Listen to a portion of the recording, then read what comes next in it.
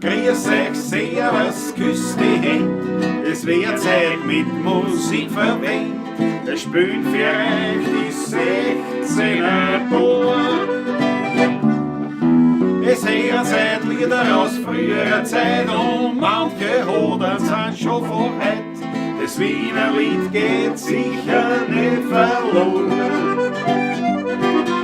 Der Patrick spielt die Harmonika, der Klausi zupft auf der Gitarre. Alles Backel spielen wir noch den Wiener Die Quetschen klingt ein super fein, die Kontrabomben hinten rein. Und das Gesang klingt jetzt auch schon recht human. Drum leider grüß euch, servus, küss die Hände. Es wird Zeit mit Musik verwendet. Es spielt für euch die 16er Tor. Es hört seit Lieder aus früherer Zeit und manche Hodern sind schon von heut. Das Wiener Lied geht sicher nicht verloren.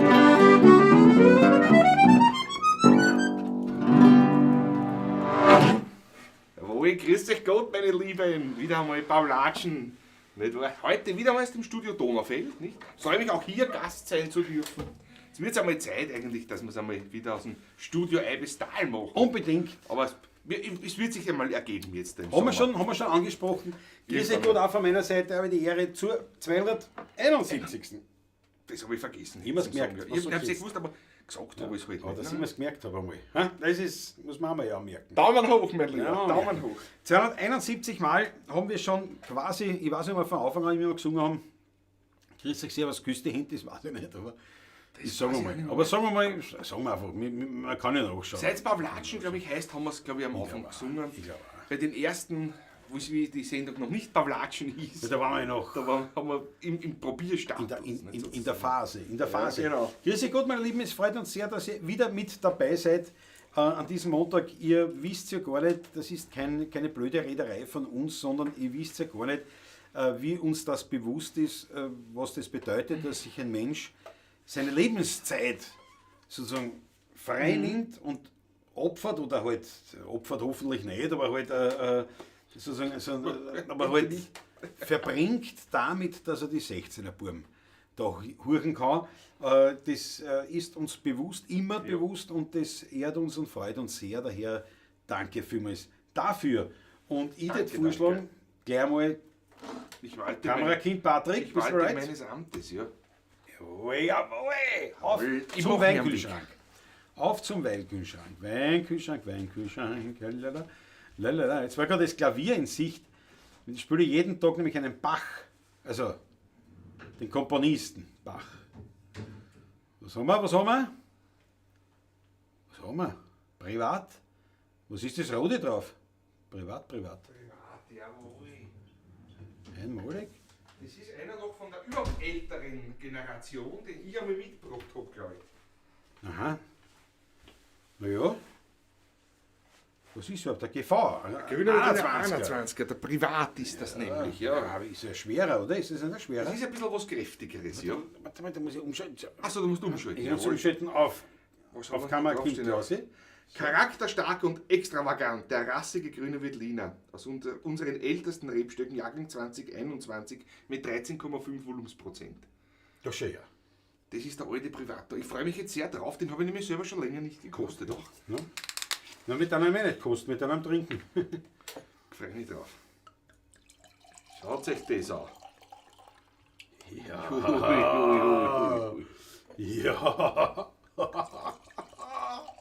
Was für eine Freude ist das? Was für eine Freude. Was ja am Ofen, der braucht sicher Luft. Wieder mein Weingut Graf natürlich. Er muss nuften. Aus Bullendorf. Ui. Schauen wir mal rein, nicht? Na, unbedingt. Faberl, oder? Auf euch, meine Lieben. Ui, ja. Die erste Platsch im Mai, oder? Ja. Ja, freilich. Der 5. Auf den Wonnemonat. Auf euch, meine Lieben, gell? Ja, ein Naselroder Deluxe. Deluxe.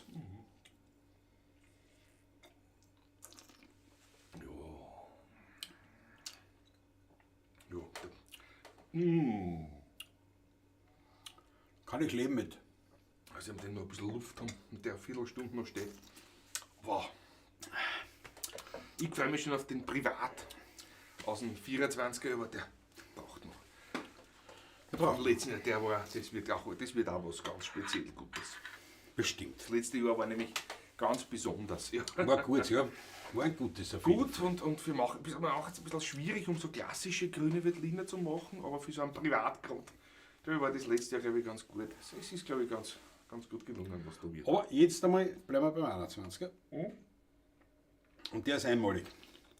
Grandios. So, jetzt einmal in den Chat reinschauen, meine Herrschaften.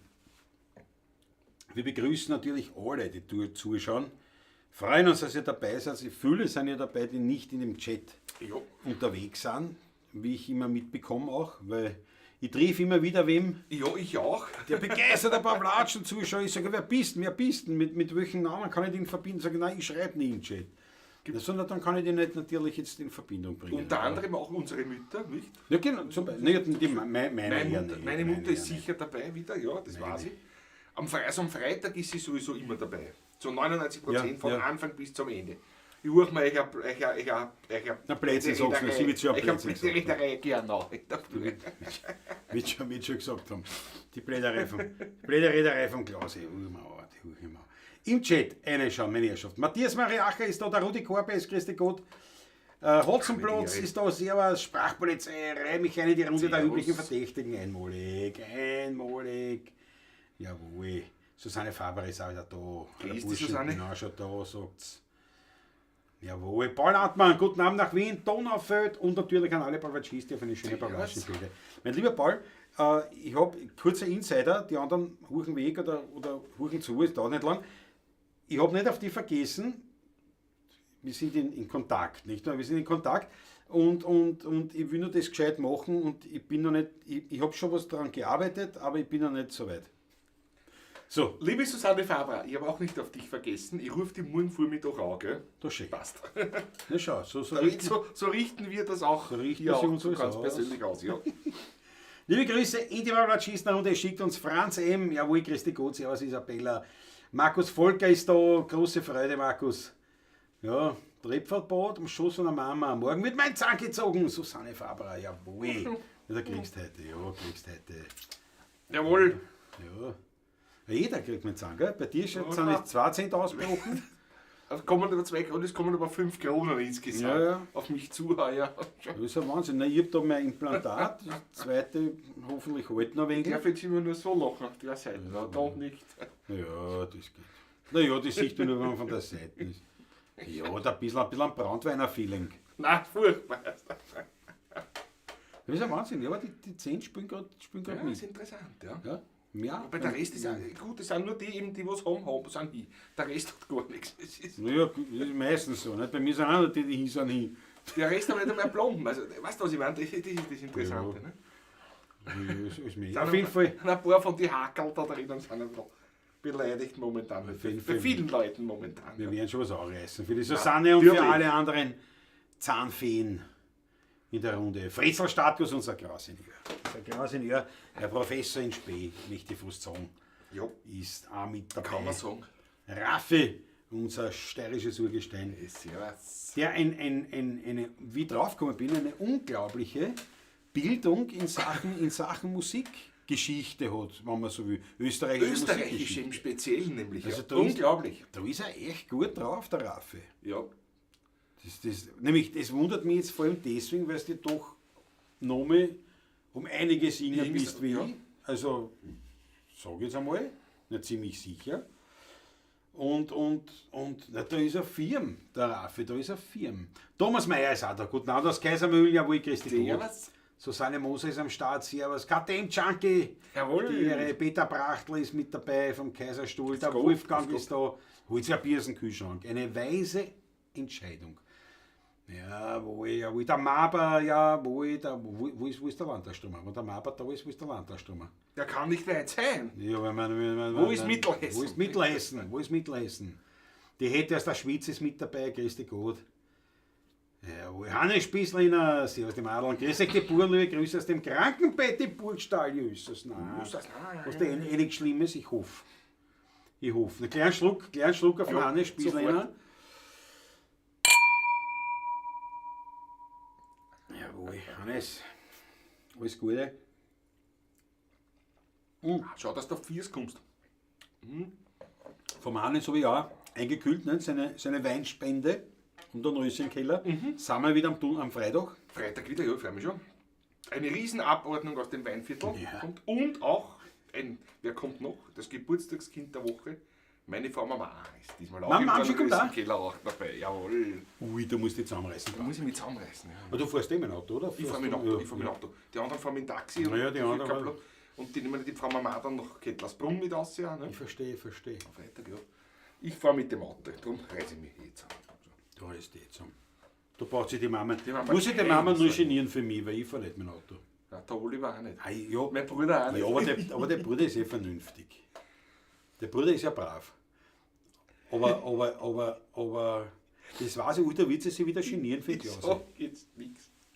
Oder? Oliver, wenn du zuschaust, du weißt das. Ja, Ich war brav dieses Wochenende. Ich war wirklich wunderbar. Der Oliver war auch brav. Der war gleich ein Feuerwehrheilige Kettlersbrunn von Samstag auf Sonntag. Und gestern war ich dann Vormittag mit dem Fahrrad vorbei und haben ein Olivenöl abgeholt aus Kroatien von meinem Bruder, das immer mitnimmt. Und der hat sich gerade ein Superl gekocht, Vormittag um 11 Uhr. Ein Reparatursuperl. Naja, gut. Ja, ich mein, aber das nenne ich ja auch brav, weil Brav. ich fahre nicht auf einen Feuerwehrhärigen, dass ich dann um 10 Uhr heimgehe, vielleicht dann noch inhaliere, mir Das kein war viel in der Müll. Früh, Ja, glaub ich. eben, das ist ja klar, aber das ist ja, das erfordert ja sowas, oder? Ist doch logisch. Der Lord Dauer ist da, Christi Gott. Die Maggie ist ab 16. Mai wieder in Luzern. Jawohl. Ja, Von super. Luzern bravo, auf Rock ist zu. Da habe ich eine Aufnahme von der Voll. Trude Mali. Mit der Adi Rothmeier gemeinsam singen. Das ist also ein Schweizer Jodler. Naja, gibt's ja. Schau, Thomas Mayer ist lieb. Weil ich gesagt habe, die Zeit opfern, schreibt er. Opfer ist es keines, einfach geiler Masochismus. Na bitte. Gibt es heute die Kirschen? Danke im Voraus. Na, freilich, machen wir natürlich. Mehr Patrick macht, merkt er gleich. Ich fahre noch runter, sonst bin ich im Chat so hinten. Du, ja. Wolfgang stellt eine wichtige Frage, warum im Sechsertragerl nur 6 Schluck drin sind. Ja, das ist Vorher habe ich auch schon oft gefragt. Ja. ja, schau, die Nathalie ist da. Grüß dich, servus. Servus, Buben, Nathalie, grüß dich. Servus. Schön, dass du dabei bist. Ja. Schau, Susanne sagt da. Susanne Moser. Also für mich ist es einfach nur Freude, euch montags zuhören zu dürfen. Danke dafür mal. Mama M ist am Start, grüß dich Gott. Sehr lieb. Aaron Acker. Jawohl. Andreas Höfler. Guten Abend zusammen. Servus, grüß dich. Grüß Gott. Schön, dass du dabei bist da. So. Ich muss runterfahren. Ist mit 5 Kronen schon Kaiser, auf jeden Fall mehr als ein normaler König. Ja, das ist richtig. Das Ja. ist eigentlich so gesehen, ja. Ich muss da weiterfahren. Ich muss Meine Papulatur bald teurer als meine Instrumente. so. Moment, alles ist in Ordnung. Landtagstromer, Mötze, hallo Pavlacisti und Entschuldigung für die Verspätung. Ja. Das sind die echten Pavlacisti, die Sehr pünktlich löblich. sind und wenn sie mal nicht pünktlich sind, sofort eine Entschuldigung vorschieben. Sehr Jawohl. löblich, sehr löblich. Bravo Mittelessen, Zum Servus, Landtagstromer Markus. Sehr löblich. Georg Scheurer ist da, grüß dich Gott. Ich muss schnell finden. Ich und meine Zent, wir schlafen trennt.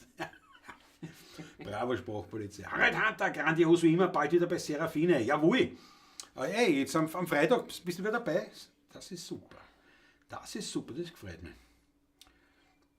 Gut, ich habe für die Zent das Lied, ich habe zum Zahndelputzen gerne ein Viertel Weißen. Das kenne ich gar Das nicht. kenne ich auch nicht. Klingt, Klingt aber mal. Wenn der Text gut ist, Rudi, schick mir was du hast, bitte. Jetzt war wieder was für die Brettelspitze. Ja, das stimmt. Das ist so eine kritische Das Nummer. stimmt. Erster Wolfgang, 25 € für euch. Ich danke dir. Wolfgang, das kostet einen Schluck. Das kostet einen Schluck, kostet ja, einen Schluck, können wir das ist ganz klar. Prost, Prost. Ja, Die danke. Kirschen merkt der Patrick. Die Kirschen. Gleich spielen wir. Kirschen ohne Wirm, habe ich mir gemerkt. Ja. Wir machen in Luzern wiederum ein Pavlacisti-Treffen. Leiband. Bravo hätte. So. Wo ist ein Patrick? Wo ist ein Patrick? Pardon, Herz. Ja, recht. Auffassen. Ich bin fertig mit dem Chat dabei. Ja, das ist... Hannes Spießer, danke, da ist nichts Schlimmes. Nur ein kleines Problem mit den Bahnscheiben. Leider muss ich euch Konzert am Freitag auslassen. Ei. Du Armer, du Armer. Gut, nein, allerseits sagt der Mr. Ritchie Servus. Bahnscheiben. Schmoren. Das ist natürlich eine Arschpartie. Jetzt muss ich noch einmal kurz unterbrechen, weil es nutzt mir nichts, meine Lieben. Ich bin zutiefst erschüttert. Aber Was die Schneizen? Erst. Ich meine aber, man soll sich vom Mikrofon entfernen. ich habe mit dem Rücken hin. Ich habe meinen Rücken. Dafür ist die Kamera. Ich muss schauen, ob die Linsen jetzt nicht dreckig ist. Ich muss die Linsen polieren. Dann zum Schluss. Aber jetzt seht ihr, wer es einem Künstler vor der Kamera geht. Nicht? Aber probiert das zurückzuhalten, solange und irgendwann geht es nicht mehr. Manchmal ist das so. Zu 99% gelingt es ja nicht. Wirklich? Ja, Ich, so das nicht. Ich weiß gelingt ganz zwar. genau. Bei mir ist es so, wenn das sie ja Nieser ankündigt, beim Singen ist er überhaupt Arsch. Furchtbar, ganz Beim furchtbar. Singen ist überhaupt Arsch. Aber wenn sie ja Nieser so spielst so, und es kündigt sich der Nieser an und du fängst an zu kalkulieren. Der heute ist bis zum Ende Bis zum vom Ende Lied oder nicht, ja, nicht. ja. Mhm. Und dann gibt es Situationen, da schaffst du es so bis zum Ende wirklich. Allerdings ist es Dann mit dem geht's- letzten Ton, ohne jede Möglichkeit, sich in Sicherheit zu bringen, direkt auf, ohne Zeit. Meistens nicht nur einmal, sondern gleich 4, 5, Ja, 6, gleich 7 Mal. Aber Ich kenne das umgekehrt auch, wenn man im Freien im Sommer dann irgendwo ein Open Air hat und das fliegt dann am Muckel. Und das hast du da hinten, hast das Gefühl, das bleibt da Picken drauf. Ja, dann einen Hustenreiz bekommst, du denkst du da, es geht sich noch aus, kann nur mehr ein paar Tage, das geht sich noch. Nein, das geht sich nicht aus. Meistens. Aber das ist wirklich, das darf man nicht unterschätzen. Bitte habt Mitleid mit uns im Freien. Mit uns meine ich jetzt mit allen Musikern, Ja. die Und in Schauspielern Summe und im Freien Sprechern spielen. und Ja, und- das ist ein Wahnsinn. Ne, was der Sprecher kann sich trotzdem ein bisschen leichter, tun, aber du kannst, Aber wenn hast was das gesungen Muckel- werden, muss man gesungen Hast werden. das drinnen, Das hast nutzt das nichts, Muckel, ne? hast das auch drinnen. Es ist- Das ist ein Wahnsinn. Aber das mit Niesen, und dann gibt es noch die Variante, du merkst, du wirst niesen müssen und du weißt, es wird sich auch nicht ausgehen, Ja, das bis ist- zum Ende des Liedes. Und jetzt denkst dann, während dem Spielen, während der Interpretation und dem Lächeln ins Publikum, denkst du dran, wann hätte das am idealsten Unterbringen. Es gibt nie den idealen Zeitpunkt. Dann. Das ist, man kann nur so nachdenken. Weil es ist, Es ist wirklich, also, ja. Sterben einstellen, haben sie beim Heer gesagt. Ja, ja genau. Jawohl, da wird noch der Adi hochgelebt. Ja. das ist schön. Die Mödlinger Partie quasi da, die sind Mödlinger getroffen. Einmalig war das. Ganz leibend für euch. Das war wirklich leibend für euch, ja. So, jetzt aber, Mit was starten wir denn? neues Lied, Niesen müssen. Na, die Kirschen, ne? Haben wir jetzt gesagt, die Kirschen. Für wen war das jetzt da geschwind? Thomas Mayer. Thomas Mayer, glaube ich. Bin mir aber nicht sicher. Ja, Thomas Mayer. Idliges hat Kirschen für die Wachsen ohne Kehren. Wann mir der Himmel kehrt, kriegst jeden Stern. Wann ich die Sonne klingerte, die möcht sie holen. Und wenn's für diese die schon das frühe Jahr gestohlen. Der Wald für die, der mir ist das lauter Christbaum sein. Wenn du was schaust, die soll aber nur mein. Und die Gebärse, die liegen unter den Schein. Und wenn ich helf Gott so, am liebsten mit einem Lied. So denk über dich, aber du denkst nicht an mich. Und mir tut's doch so gut, von dir ein Liebeswort. Von dir einmal eine Hand und nicht einmal nur eine kalte Wand. Jetzt dreh dich einmal und sagt zu mir, na komm.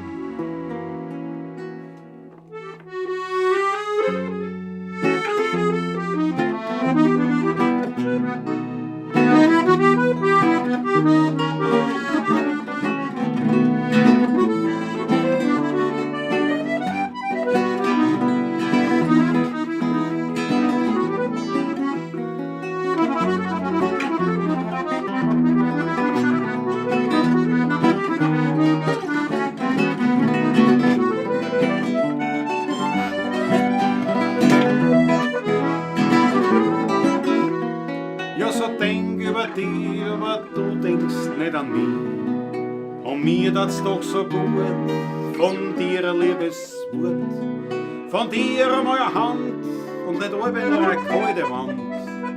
Jetzt dreh dich einmal und sag zu mir, na komm. Ich lese die Kirschen für die Wachsen ohne Kehr.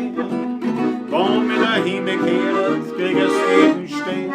Wenn ich die Sonntag klingelt, ich möcht sie holen.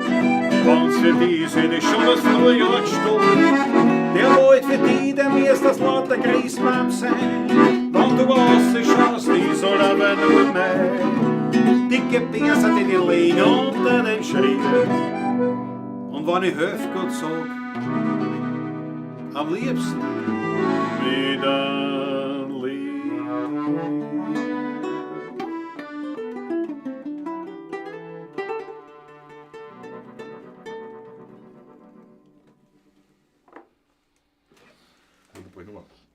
Bitte gern geschehen. Jawohl. Jawohl. Ganz laut sagt der Wolfgang, danke schön. Die Achteln, die Kriegeln von einer. Der Mr. Ritchie sagt, Jesus, herrlich, Prost. Dankeschön. Danke, großen Dank. Weitgeld ist auch da, Norbert Weitgeld ist da. ist die Da will ich sofort das Glas. Liebe Weitgeld. Klar, ich meine, das ist eine gute Idee. Jetzt mal, wenn er neu entscheidet, das trinkt er was. Das ist ein guter Einbau. Das ist nicht schlecht. Prost.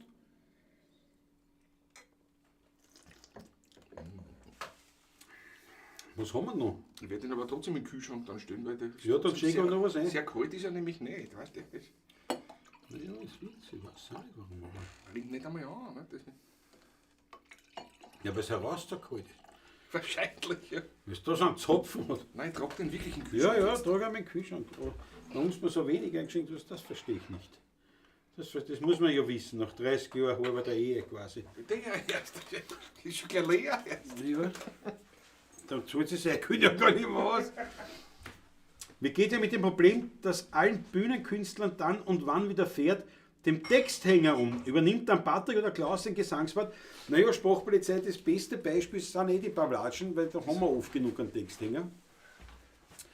Es ist ja so, es gibt Texthänger, die man kaschieren kann, zum Beispiel, wenn man oft, das ist zum Beispiel relativ häufig, man singt die erste Strophe und in der Mitte der ersten Strophe singt man auf einmal die zweite Strophe weiter. Wenn das thematisch halbwegs geht und man nicht allzu sehr abgelenkt ist, singt man in der zweiten Strophe und dann im zweiten Teil den ersten. So, das ist die eine Variante. Die andere Variante ist, man kaschiert in dem Sinn, dass man den sinnvoll, also eine sinnvolle Alternative anbietet zum Text, der eigentlich kehrt. Eine Spontandichtung. Spontandichtung. Ja. Gelingt auch öfters. Gelingt auch öfters. Ja, dann gibt es die Variante, wo du einfach hängst. Dann erzähle ich meistens noch eine Geschichte während dem Spielen. Und fange nochmal neu an. Was haben wir noch für Varianten? Dann gibt es die, wo halt nicht, wo du nicht weiter. Wo man einfach sagt, wir fangen nochmal an mit der Strophe. Ja, entweder wir fangen nochmal an oder wir spielen in einer Refrain oder wir lassen es unbemerkt aufhören. Gibt es auch, was haben wir noch für Varianten? Das weiß dann eh schon. Eigentlich, das weiß dann eh schon. Wir machen eine Palette dazwischen, eine Instrumentalversion kurz, bevor man dann die Strophen singt oder den Refrain singt. Meistens mache ich den Schmäh. Es ist halt blöd zum Beispiel, also ich mache nie einen Schmäh bei sehr melancholischen Liedern. Da passt der Schmäh nicht. Ja, wobei, da geht es ja meistens eh weiter. Es ist selten das. Haben wir selten gehabt, aber gerade bei der Pavlatschen. Naja, es kann schon vorkommen, beim Herrgott da stehen, auf einmal. Haben wir schon gehabt, da, ja. Auf einmal ist ja.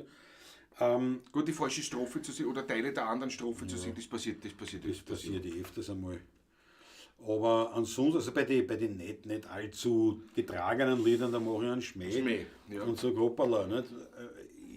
Ist ja so. Es ist natürlich jetzt in unserem Genre nicht ganz so verwerflich, wie wenn du jetzt da halt ja einen Hamlet vorführst. Nicht?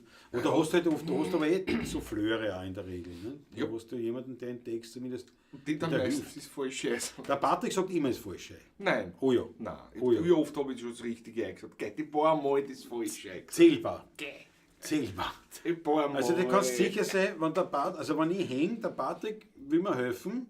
Also Pluspunkte, was die Herzlichkeit betrifft. Absoluter Punkteabzug, was nicht an den Inhalt angeht, weil da kommt immer Blödsinn. Das stimmt nie, was er was sagt. Die Donnerten stimmen. Die Tonarten, die stimmen. Gibt es auch nicht immer, aber die eine Trefferquote von 90% plus. Die Akkorde stimmen nicht immer, was ich da aussage. Die Akkorde, die stimmen auch nicht. Weil ich bin dann schon weiter dabei, ist das noch der, oder noch ein ja, weiter ja, zurück. ja, und ja, der- ja. Aber er rechnet dann, dass ich ihm die Tonart aussage, ich sage ihm den Akkord an, den er spielen soll. Und das Ja. ist dann oft ein bisschen natürlich verhängnisvoll. Ne? Das ist, Aber ich sage mal, deswegen Text, in G-Dur und ich sage ihm D7, weil das in D7 anfangen, das ist halt, hä? Oder ich sage nur D, ja. Nicht, dann ist schwierig. aber deine Texteinsage ist meistens falsch, muss man echt so sagen. Ja. Vor allem bei so Nummern wie Ja, bei allen. Es ist einfach, man muss das einfach so sehen. Du bemühst dich total, aber es ist, und meistens bringst du aber komplett durcheinander. ja, da geht es das sich ist gar auch dann nicht das mehr aus, Geiste. weißt du? Es ist nämlich so, speziell dann, wenn ich quasi schon ansetze mit einem Text und der ist falsch und ich unterbrich. Also ich habe noch nicht einmal eine Silbe gesagt, Kommt von mir. aber der Patrick singt aber- dann diese Silbe weiter oder sagt mir die ein. Die ist aber falsch. Ja? Und dann ist es natürlich ganz anders. Aber an sich, ja, wie gesagt, das ist, wenn Wobei- du die Pavlatschen ausschaust, siehst du wie man umgeht damit. Aber auf großen Bühnen kommt so man solche Dinge vor. Sicher. Immer wieder.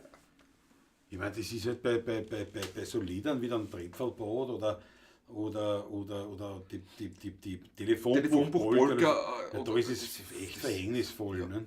Ja. Weil du hängst, wenn du dann draußen bist, dann kommst du dann nicht mehr rein. Weil es einfach. Und dann hängt es ja stark davon ab, wie man konzentriert ist und Ja. wie man drauf ist. Weil wenn du ohnehin schon eine relativ nervöse Situation hast, das ist einfach noch mal schwieriger. Wenn Ist du noch mal voll schwierig, ja. entspannt bist und so, und dann kommst du leicht rein. Das hängt auch stark. Und wenn viel Ablenkung ist, oder wenn wenig Ablenkung Wenn ist, zu fast noch wenig schlimmer. ab, ist noch schlimmer, ja. Weil du hast einen ruhigen Saal und du hast genau zwei Leute, die irgendwo gar nicht einmal laut miteinander plaudern. Ja. Ja, ja. Und das ist so das ist halt gerade so das ist gerade irgendwie so ein richtiger Störfaktor in dieser Stille. Und der lenkt dich total an. Und manche sehen es halt nicht ein, dass das wirklich mitunter einfach den Künstler stört. Aber auf der anderen Seite, wir sind ja beim Heirigen, da müssen wir halt leben damit. Ne? Aber ja, es hat schon einen Grund, warum es in der Oper und so finster ist und Ding, also und Bestuhlung und ja, es hat schon einen Grund auch. Nicht nur zum Zuhören, sondern schon auch für die Leute. Ne? Für die Künstler nämlich auch, für die Interpreten des Ganzen, die Akteure, nicht? Ja. Aber wie gesagt, du darfst nicht Heirigenmusiker werden, wenn das nicht so ist. Ne? Der Felix Lukan ist da. Grüß dich Gott, schön, dass du dabei bist. Servus, wieder. Christi. Jawohl. Du wolltest irgendwas spielen jetzt noch. Ja, oder? aber wolltest du was? spielen? Ich weiß jetzt auch nicht mehr. Das Lied hat mir meine Mutter als Kind zum Schlafen gehen vorgespielt. Seitdem werde ich immer müde, wenn ich es höre. Trotzdem ein schönes Lied. Bravo, Hannes Spießliner. Bravo, Mama. Super, die Weilkeit war auf Urlaub letzte Woche und jetzt erkältet. Da müssen wir schon wieder einen Schluck trinken. Gute Besserung, Weilkeit. Zum Wohle. Was wir heute beieinander haben. Erkältung, Bandscheiben, Zent. Oft singt das Publikum leise mit. Ja, dann ist ja kein Problem. Ja genau, und sagt dann, geh, singt sie weiter. Haben wir auch schon gemacht, Sprachpolizei, haben wir auch schon gemacht. Den Ärger der Stab haben sie jetzt schon lange nicht gespielt. Vielleicht geht es sich heute aus. Oh, den haben wir das letzte Mal. Ich glaube auch, den- aber den- schwimmen. Schwimmen, ja, macht ja nichts. Ich sehe, okay. Wurstel kann keiner da schlagen, jawohl. Jawohl. Warte, ich muss dann weiter. Ich bin schon wieder hinten auch so weit, das gibt's ja nicht. Und ich hätte es lieb. Habe ich volle Hochachtung für eure Textsicherheit bei dem großen Repertoire, das ihr habt. Ja, aber es kann halt beim sichersten Lied, das du 30 Jahre spielst. Und bei dem Dings, dann hängst du aber so derartig bei dem Lied, das gibt's ja, das habe ich jetzt da, weiß nicht, 5000 Mal interpretiert in meinem Leben und dann fällt mir da auf, oder mir fällt der Anfang nicht ein. Ja. Ja, Nein, furchtbar. furchtbar. Also in irgendeiner Stadion machen, ja. Felix Luckernfeld spielt sie manchmal auch beim Hengelhasel Brunner. Haben wir schon besprochen einmal mit dir, ja, haben wir schon gesagt. Ja, ja. Und das nächste Mal spielen wir im September, glaube ich. August. Oder August. Steht auf der Homepage. Also wir spielen einmal heuer noch beim Hengelhasel Brunner. Ja. Also einmal im Jahr, zweimal. Einmal, zweimal im Jahr, je nachdem, Sind wir ja. dort, ja. Wie sich das alles ausgeht. In Schwesterpokerl, genau, den haben wir nicht. Also Herrgott der Stamm, machen wir mal wieder. Ja. Machen wir wieder mal, Das ja. passt eh. Wenn man bald der Anfang nicht wegfallen will, weißt du? Wie geht's weiter? Ich weiß es nicht. Aber ja, so wie immer. In Otterkring traust, In ein uralten Haus, in ein Hof in der Speckbacher Gossen, da ist gelernt ganz verstaut, seiner Zierde beraubt, ein Herrgott aus Stahl ganz verlassen. Ich habe mich entdeckt und als Kind dort versteckt, mein Kitterl unter meinem Stuhl. Denn die größeren Blumen waren auf die Stollen wie die Ohren. Als Kitterl heben sie mich gestohlen. Herrgott aus Stahl, du nur allein, hast mich als Bibel verstanden. Du hast mein Besitz immer beschützt, bist wie ein Freund davor gestanden. Oft hab ich geweint und mich an dich gelernt, denn Kindersorgen sind groß. Herrgott aus Stahl, du nur allein, du warst mein einziger Trost. Ja, das ist schon lang her, von dem Haus steht nichts mehr. Und Otterkring hat sich verändert. Heute wird überall gebaut, alle Säule zerhaut. Auch die Menschen, die haben sich geändert. Ich fahr öfters noch raus, denn meine Mutter wohnt draußen. Und wir so hingehen zu ihr. Da liegt ganz verlassen, zerschlagen auf der Straße, mein steinerner Herrgott vor mir.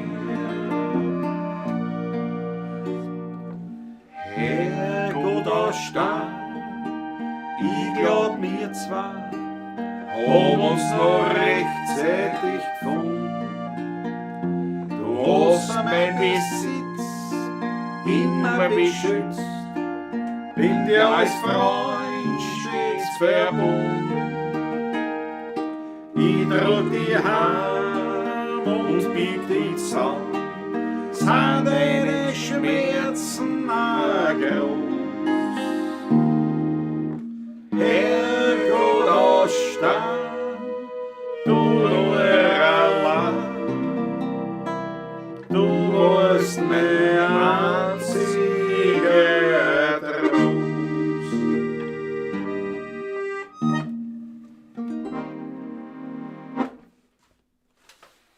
Jawohl. Recht voll. Der Finger fährt sofort nach oben. 10 Euro vom Wildcat. Ich danke dir ganz herzlich. Pure character, flying in the air with a red cape and a smile on his face. Bravo, Wildcat. Danke Kennen wir schon schön. vom letzten Mal, ja. Hey, danke schön. Sehr zum Wohle. Bravo, bravo auf die Wildcat.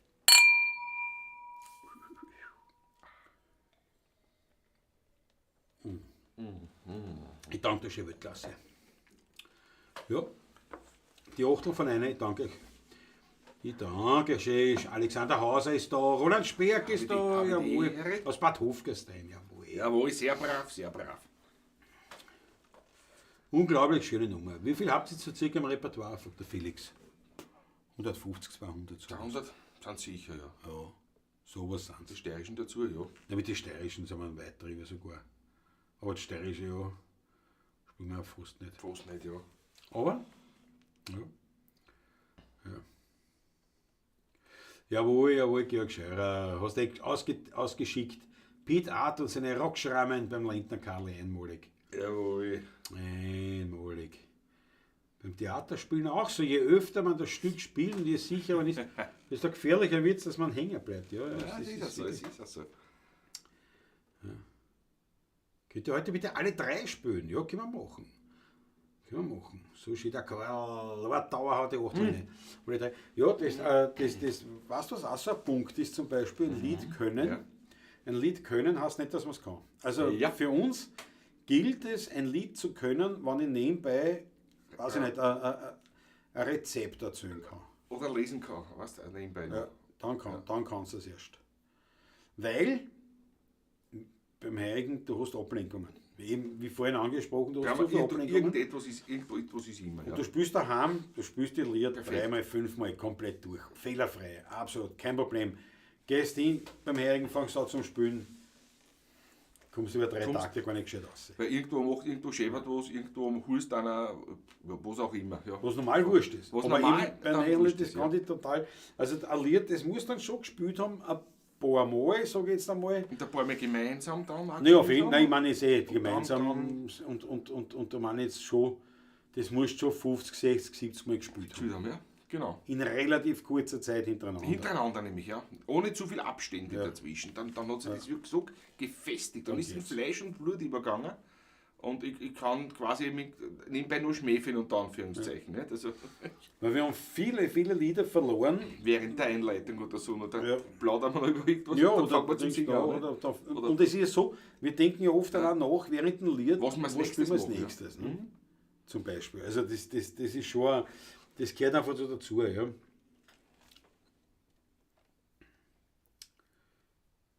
Jawohl, Landpartie ist auch schon reservierungsbestätigt. Für den Franz eben.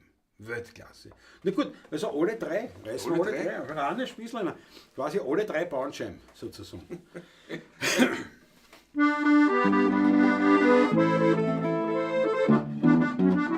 Ein altes Wiener Unterweltlied.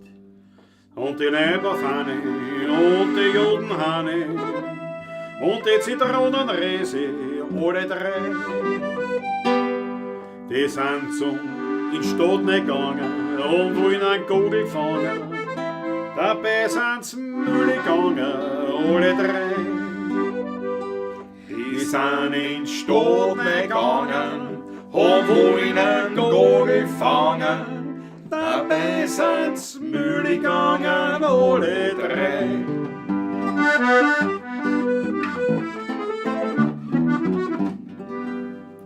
Der Stravanzer Hansi und der Granatenfranzi und der Schillewickel, alle drei. Die sind zum Stoß nicht gegangen und wollen ein Hasel fangen. Dabei sind's Neger gegangen, alle drei. Die sind zum Stoß nicht gegangen und wollen ein Hasel fangen. Dabei sind's Neger gegangen, alle drei.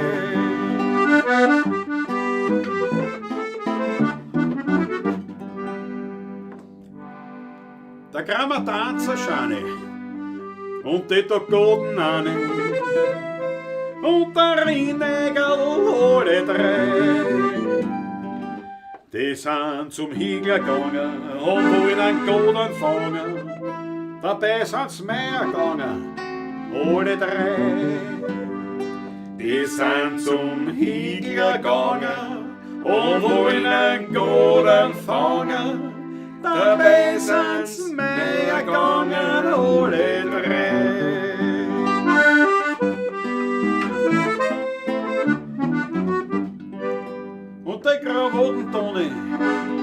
Hefenfrone und der Spinatpferdl, alle drei.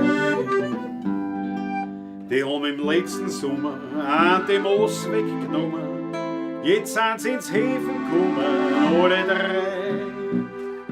Die haben im letzten Sommer an dem Moos weggenommen, jetzt sind sie ins Häfen gekommen, alle drei.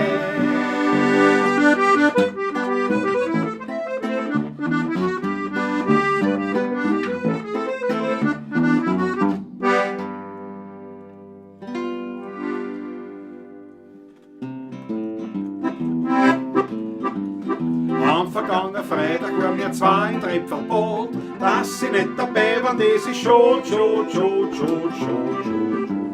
Drunten beim Kassier, da hat er fragt und am Bahö, ja was ich sag, ich bin eine alte Fee. Was sind denn Sie? Tanzen Sie Kopf dabei, werden Sie ganz besonnen, werden Sie einander dumm. Doch weil ich fein bin und nicht gemein bin, stell ich mich immer mehr mit Ihnen her. Sie glauben, wie Sie da in einem Vogelhäusl sitzen, können zur schwache Frau tyrannisieren. Jetzt halten Sie zurück, sonst komm ich noch im Fitzen. Und tu nicht Kartenbändiger, noch einen schmieren. Endlich sind wir drinnen in der ungedeckten Kabine. Ja, aber die Nachgarten, die rennen her und her. Einer von den Nachgarten, der ist unheimlich gefüllt. Sie freut schon aus, als wäre ein Röntgenbild. Sie sind Gedränge in der Menge und keiner weiß nicht gewiss, ja welcher Fuß sein eigener ist. Sie ist wie ein Haus mit Zing und Schurch, außer unserem Nebenmann, der zieht uns wieder an. Ja, jetzt probieren wir's heute einmal mit unseren Hosen. Kann man was tun, dürft uns der Nachbar wieder rein. Wir kriegen einen Zorn muss zum Großen und gehen zampen, kommt ins Boot hinein. Der Gefühlte, der kommt rein, steigt mitten auf den Saft. Der längste hat's am Hier und er ist baff. Wie er wieder aufsteht, da wird zur Brause hin. Ja, passt alleine in die Duschkabine. In der nächsten Klause, unter der Brause, da rennt das Röntgenbild, grad hin und her bewüht. Es ist ein Verhängnis, dass er so dünn ist. Wenn er zum Abfluss rutscht, dann ist er futsch. Jetzt macht's ein Pumper, mit das Wasser furchtbar zusammenzuckt. Bei den Gefühlen hat's grad wieder einmal hin. Die ganzen Brausen sind verbogen, die Wände sind weiterruckt. Das ganze Tripfelbott, das ist jetzt hin.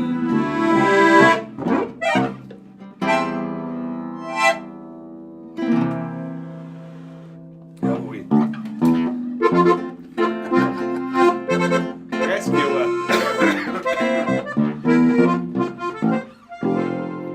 Stollen haben wir nix, genommen haben wir nix, nein, wir sind die ehrlichsten Leute.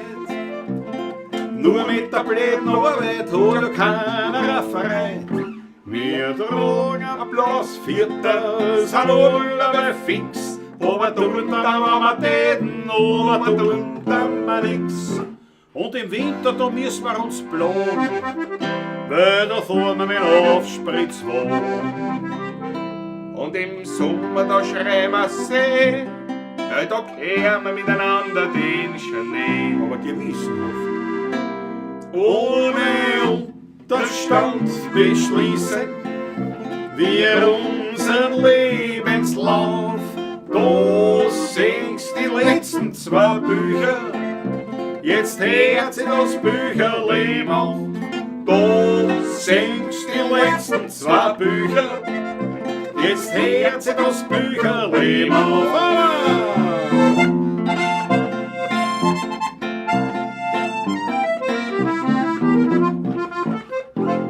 Und kommt dann eine Ruhe von der ewigen Jagd, ja, da nehmen wir uns im Bruder hinten im Bocht. Wir hängen heraus unser beider Porträt und verlangen von jedem ein Sechserl am Dreh. Und der Patrick vor der Tür, ja, der schreit alles wie ein Stier. Hereinspaziert, hereinspaziert. Aber der Klau, sie gleich hinten rein. Aber halt die Goschen und singen Refrain. Hereinspaziert, das Gefühl ist zum letzten Ausverkauf. Da singst die letzten 2 Bücher, jetzt hört sie das Bücherlein auf. Da singst die letzten 2 Bücher, jetzt hört sie das Bücherlein auf.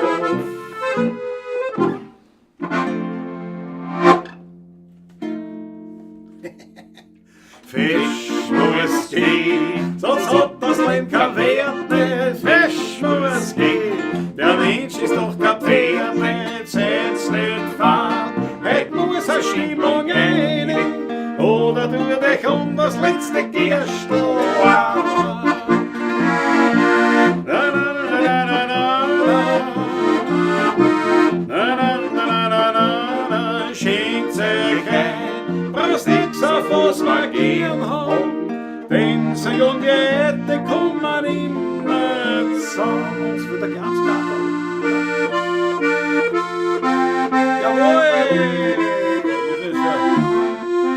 Ich bin ein Habertanz und ich halt nix auf am Pflanz. Meine große Leidenschaft ist nur die Lebenssaft. Hab ich ein Glas Wein, fällt mir kein Unsinn ein, nur dass ich manchen Tag ganz friedlich so. Ich brauch kein ganzes Fassel Wein, die Gottung ist mir wurscht. Nur gut muss halt das Räpfel sein und das mein bester Weindurst. Ich hab mit 3-4 Liter genug, da geh ich ja mit. Mein Wasser nur lass mich in Ruhe, denn das mag ich wirklich nicht. Mein Wasser nur lass mich in Ruhe, denn das mag ich wirklich nicht. Ich hab das ausprobiert, hab ziemlich lang studiert. Ich brauch den Wein zumeist, ja, nur als Arbeitsgeist. Den kann er sich in mir, a Viertel Wein trinkst mir. Heb sie mein Amur, jetzt hört's mir zu. Ich brauch kein ganzes Fassel Wein, die Gottung ist mir wurscht. Nur gut muss halt das Räpfel sein und das mein bester Weindurst. Ich hab mit 3-4 Liter genug, da geh ich ein mit. Mein Wasser nur lass mich in Ruhe, denn das mag ich wirklich nicht. Mein Wasser nur lass mich in Ruhe, denn das mag ich wirklich nicht. Sie. Heute war die alte Zeit bei mir, leider nur im Traum. Sie hat so viel erzählt von ihr, leider nur im Traum. Sie hat mir manches Bild gezeigt, da hat noch Johann Strauß gegeigt. Wie ich bin munter worden, wo alles verloren. Drum schrammen tut's uns nicht verlassen, wenn du mir ohne echt nicht willst. Was nutzen uns die alten Gossen und die Gemütlichkeit mit echt dahin? Wir haben schon todelt alles ein Kleiner, drum haben wir unsere Schrammen gern. Mit so viel Herz spürt uns sonst keiner, wenn wird wir's an mir gern her. Uns für der Kleine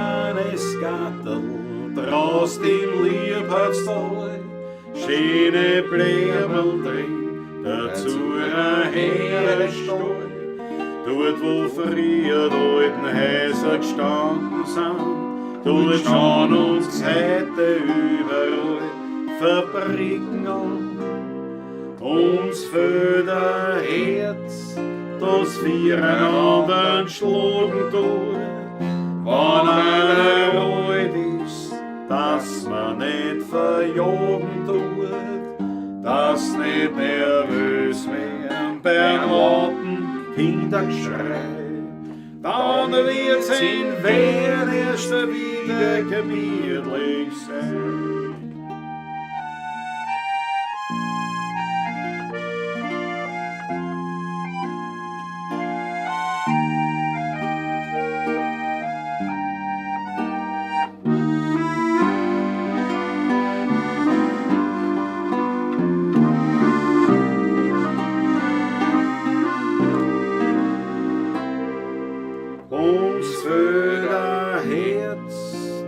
Füreinander schlagen tut, wenn einer alt ist, dass er nicht verjagen tut, dass nicht nervös werden beim lauten Kindergeschrei. Dann wird's in Wien erst wieder gemütlich sein.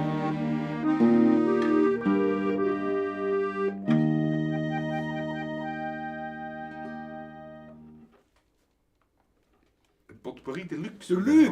Deluxe! Du, Echt gefallen jetzt. Mir hat es auch gefallen, muss ja, ich sagen. ich finde das lustig wieder mal. Nicht so. Aber das ist schon, man merkt schon 30 Jahre immer wieder, muss ich ehrlich sagen. Naja, erstens das natürlich, aber auch selber sich Schau mal aus, ich weiß schon, was kommt. ja, aber man muss jetzt auch nachdenken, jetzt zum Beispiel während dem Spielen, was könnte da fällt als passen, nächstes tonorttechnisch, nicht? Weil man ein kleiner musikalischer Trick ist, es passt alles, du musst halt nur vorher einen Septakkord spielen, in den passenden. Genau. Also wenn du jetzt was in S spielst und du willst nachher was in Fies spielen, was nicht zusammenpasst eigentlich, Muss der C7 dann spielst du einfach ein spielen, C7. Das passt immer, also Sept ja. passt immer. Also das ist, aber das ist sehr plump dann nicht. ist- Jetzt ja. will man das ja natürlich schon sagen, dass das irgendwie zusammenpasst. Und jetzt musst du nachdenken, jetzt wenn du das Lied nicht drauf hast irgendwie, dann kannst du Kannst schwer schwer Dings, nicht? Ja, manchmal das ist fällt so, mir ja. eh nichts dann ein. Nicht? Und Aber irgendwie, irgendwann ist es dann aus. fällt aber dir wieder es was fällt mir ein. wieder was ein. Ja. Und dann irgendwann denke ich, ui, jetzt weiß ich wirklich nicht mehr weiter. Na ja gut, also pass auf, euch hat es gefallen, glaube ich. Ich glaube auch, ich nehme einen Schluckerl. Jawohl. Der Fingerüberzugserzeuger, ja, auch eine gute Idee. Das, ja, das haben wir schon länger nicht Das gespielt. hast du schon länger ja. gespielt, ja. Ja, ihr seid das super gut. Danke vielmals, Susanne. Dankeschön, danke. Die Achtel von eine, danke vielmals. Mein auf Rezept, ja. Letzte Vorgart nach Wien, Alexander Hauser, machen wir auch. Die müssen wir, Ja, die müssen machen wir wir, üben, die ja. Lieder, die müssen wir üben. Wahnsinn, ohne Absprache, nur kurzer Augenkontakt und 2 Takte, dann geht's los. Toll, danke Paul.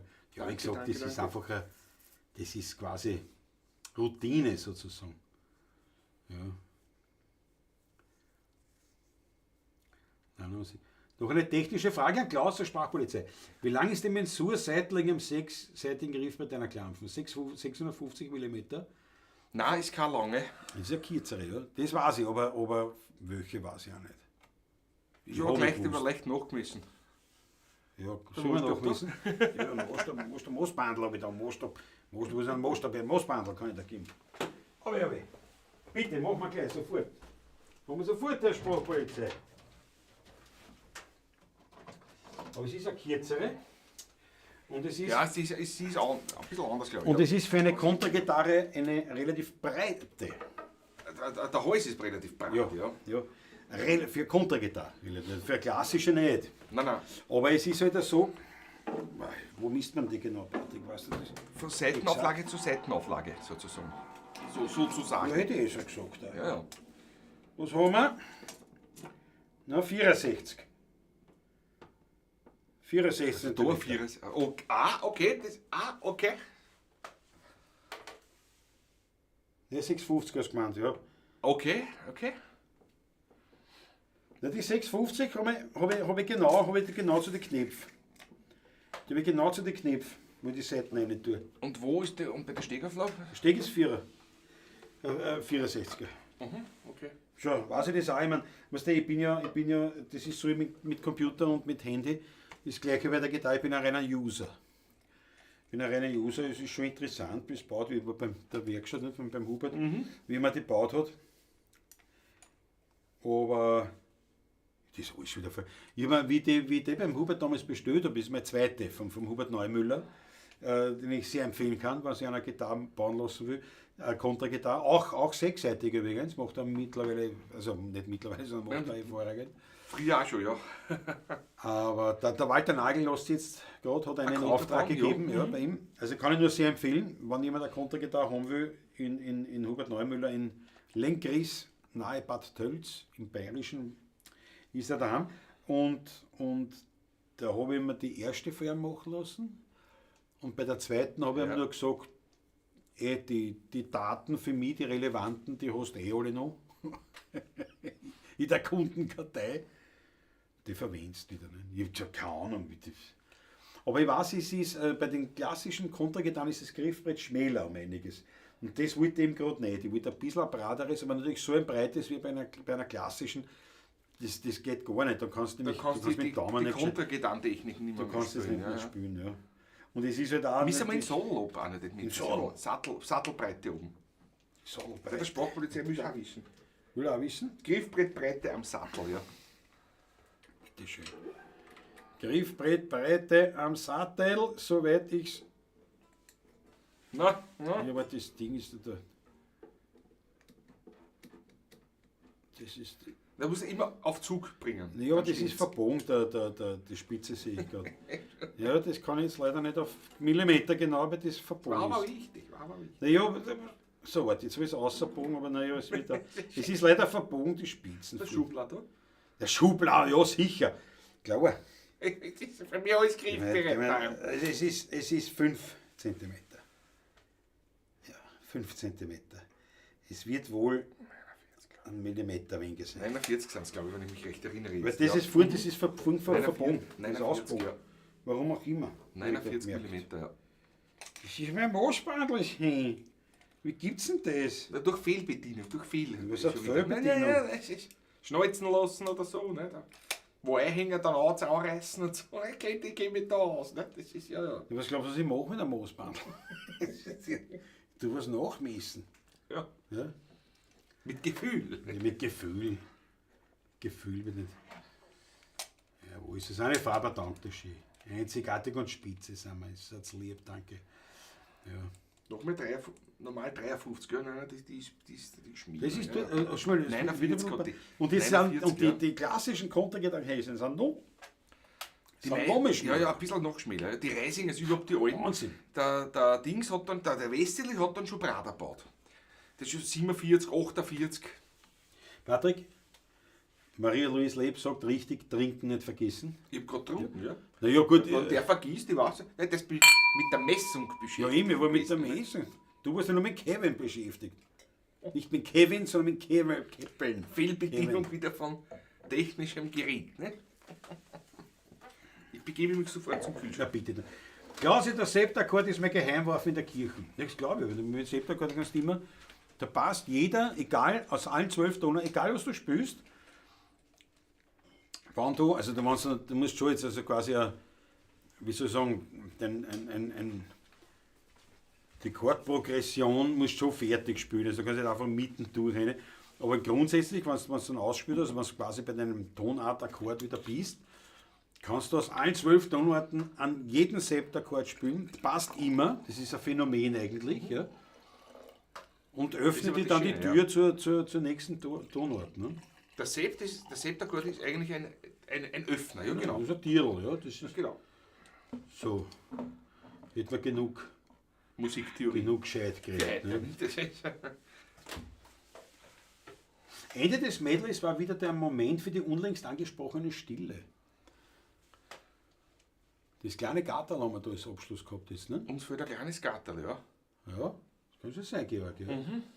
Ja. Bis der Applaus kommt. Das stimmt.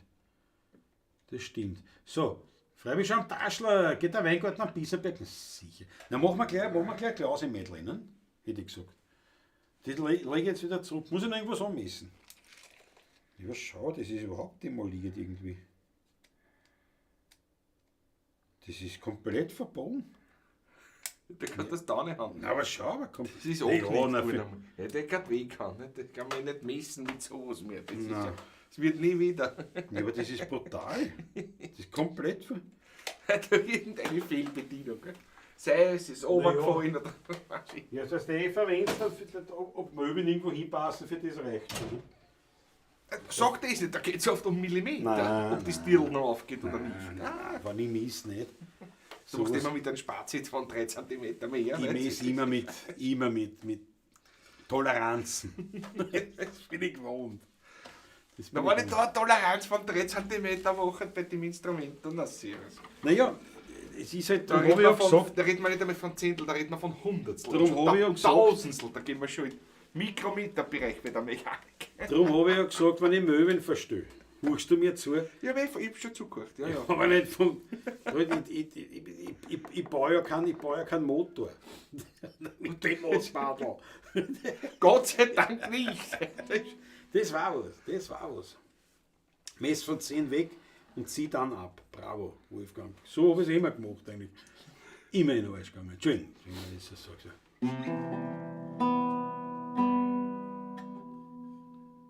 Fangst du das oder? Ich weiß noch nicht. Wiesenberger, oder was? Ich mir doch, du willst anfangen. Ja, ich mach so einen Einlauf.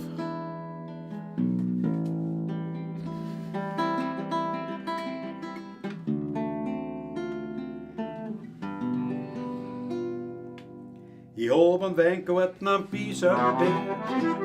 Ich bin dort gern, wenn mich kein Mensch dort steht. Ich schau den Regen dort beim Wachsen zu. Ja, ich hab dort meine Ruhe. In meinem Weingarten am Biesenberg. Rat sich die Welt noch recht und nicht verkehrt. Man kann die Vogel dort noch singen hören und am Himmel, da siehst du die höchsten Sterne.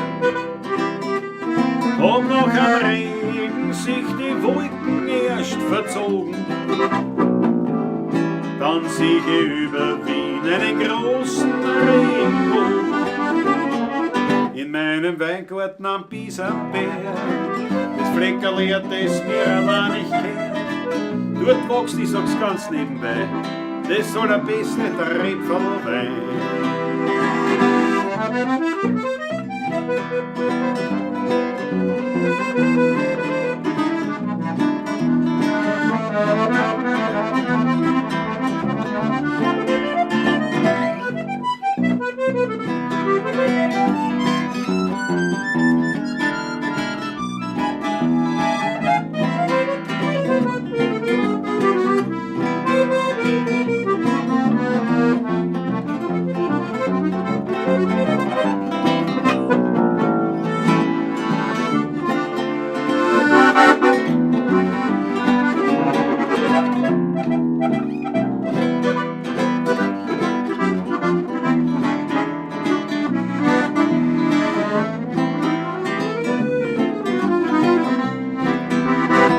Ich hab einen Weingarten am Biesenberg. Ich bin dort gern, wenn mich kein Mensch dort steht. Ich schau den Reben dort beim Wachsen zu. Ja, ich hab dort meine Ruhe. In meinem Weingarten am Biesenberg. Rat sich die Welt noch recht und nicht verkehrt. Man kann die Vogel dort noch singen hören und am Himmel siehst die höchsten Sterne. Und nach dem Regen sich die Wolken erst verzogen. Dann sieh ich über Wien einen großen Regenbogen. In meinem Weingarten am Biesenberg, das Fleckerl, das mir allein nicht gehört. Dort wächst, ich sag's ganz nebenbei, das allerbeste Trepferl Wein. Fürs Rezept, da wächst nebenbei gesagt der allerbeste Trepfen Wein. Herr Doktor, ich fühle mich nicht wohl. Verschreib's mir, wenn's geht, an Alkohol. Ich brauch für mein Kipferl ein kurzes Trepferl und für arme krankes Wamperl, ein gutes Stamperl. Das sieht alles heim in ihrem Schrank. Die Pulver machen mich erst richtig krank. Drauf sagt der Arzt, ich geb ihnen ja recht. Ein Viertel auf Rezept war gar nicht schlecht. Ja, ein Wein auf Krankenschein, das wissen's gehen. Und die Kranken den wieder gesehen erleben. Einer müsst sie Flaschel heimlich wo verstecken. Ein gutes Trefferl hätte jede Apotheken. Denn der Wein ist doch die beste Medizin. Und das war schon jeder gute Arzt in Wien. Fühlst du dich krank und es verlässt dich deine Kraft, verschreibt er dir sofort den edlen Rebensaft. Und wird ein Schmerz mir mal zur Qual, dann gehe ich zu meinem Weinregal. Da bin ich dann mein eigener Mediziner, mit einem Traminer oder einem Veltliner. Und bin ich traurig und muss recht viel warnen, da geh ich zu einem guten Schluck Silvaner. Ah ja, und eins, das muss ich echt noch sagen. Ein Roder, der ist wirklich gut für den Mond. Ja, ein Wein auf Krankenschein, das müssen's gehen. Und die Kranken eben wieder gesehen erleben. Keiner müsste Flaschel heimlich wo verstecken. Ein gutes Trepferl hätte jede Apotheken. Denn der Wein ist doch die beste Medizin. Und es war schon jeder gute Arzt in Wien. Fühlst du dich krank und es verlässt dich deine Kraft, verschreibt er dir sofort den edlen Rebensaft.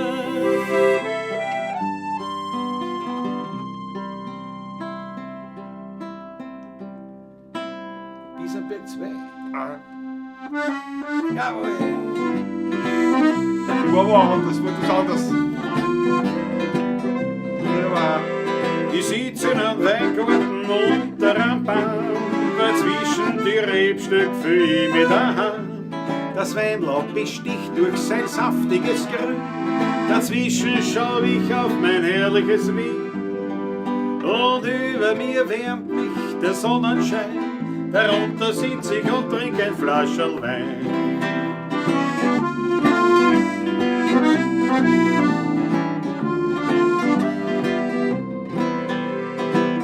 Vogel, die zwitschern ganz lieb durcheinander. Ein Frauenkäferl kraxelt ruhig auf meiner Hand. Die Blumen, die drehen sich ganz sanft mit dem Wind. Ich freu mich so, als war ich nur ein kleines Kind. So kann man auch heute noch glücklich sein. Ich freu mich und trink mein zweites Flascherl Wein.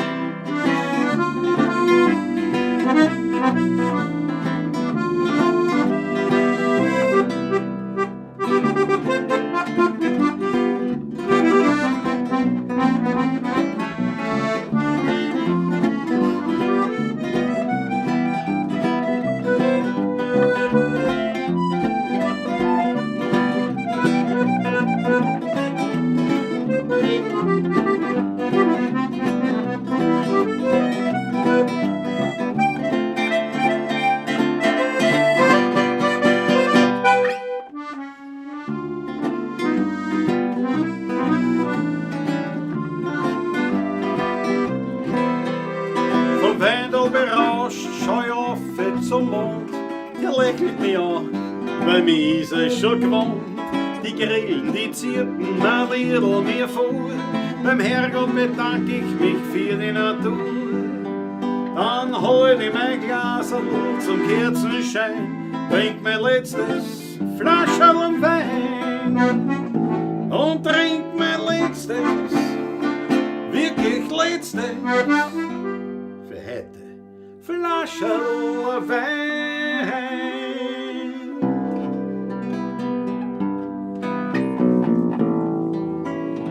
Die Sicht war nämlich vom Biesenberg.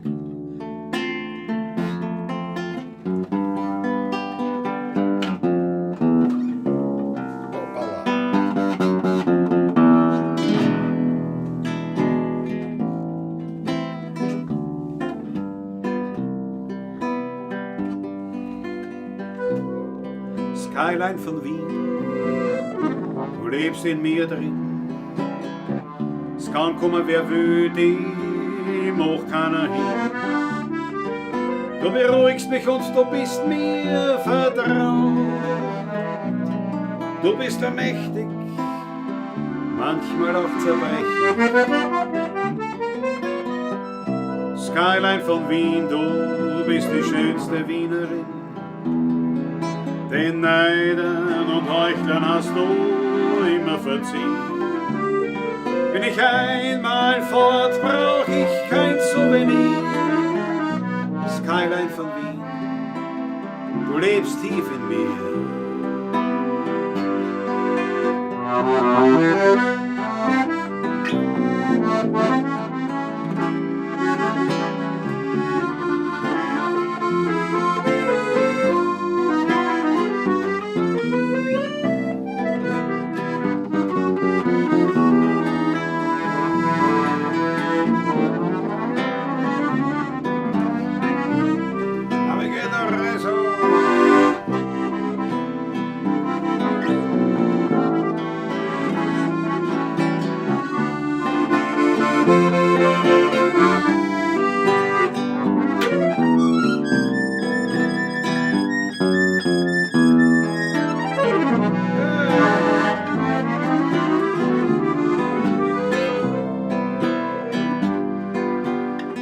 Skyline von Wien, du bist die schönste Wienerin.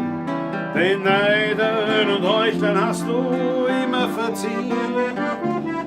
Bin ich einmal fort, brauch ich kein Souvenir.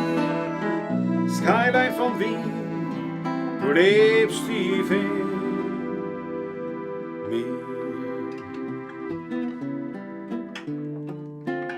Kommenden Donnerstag ist es soweit. Zwischen Nussberg und Donau, am Rande von Wien, da liegt ein ganz kleines Dörfel mit kleinen Häuseln darin. Und gleich bei der Kirche ums Eck, da liegt die Buschenschank Taschler versteckt. Gleich neben der Kirche vom Kaltberger Dorf, da liegt der Herriger ganz still und klar.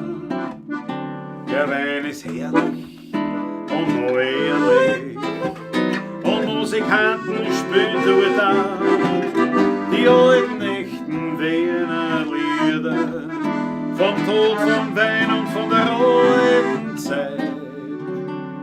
Drum findet man mich dort immer wieder, und ich find dort Gemütlichkeit.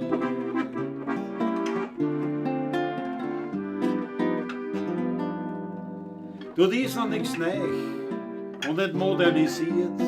Vom Essen das Beste findet man dort garantiert. Viel Frohsinn, Hamur und viel Glückling drin. In der Buschenschank Taschler am Rande von Wien. Bitte, Herr Kollege.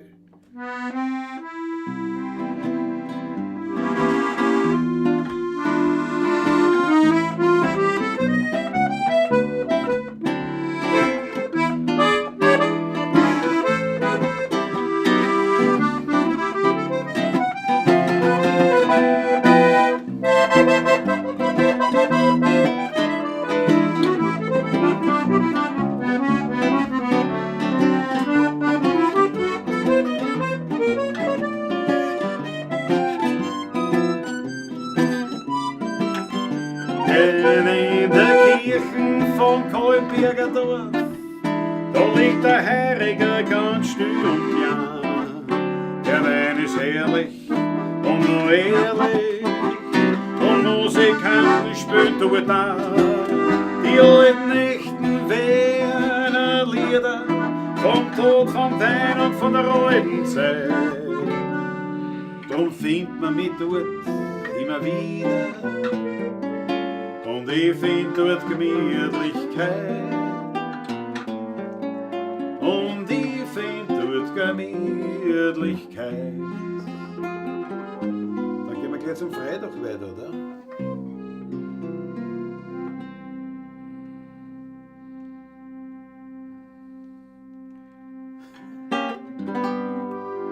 am Unterteil der Kölnergossen. Leidl, es ist nicht zu fassen, schmeckt der Wein nicht sauer, weil du kriegst einen guten Hauer. Das Essen hat 4 Hauen verdient, man daran keinen Makel findet. Drum bleibt halt keiner zu Haus und fährt nach Stammersdorf hinaus.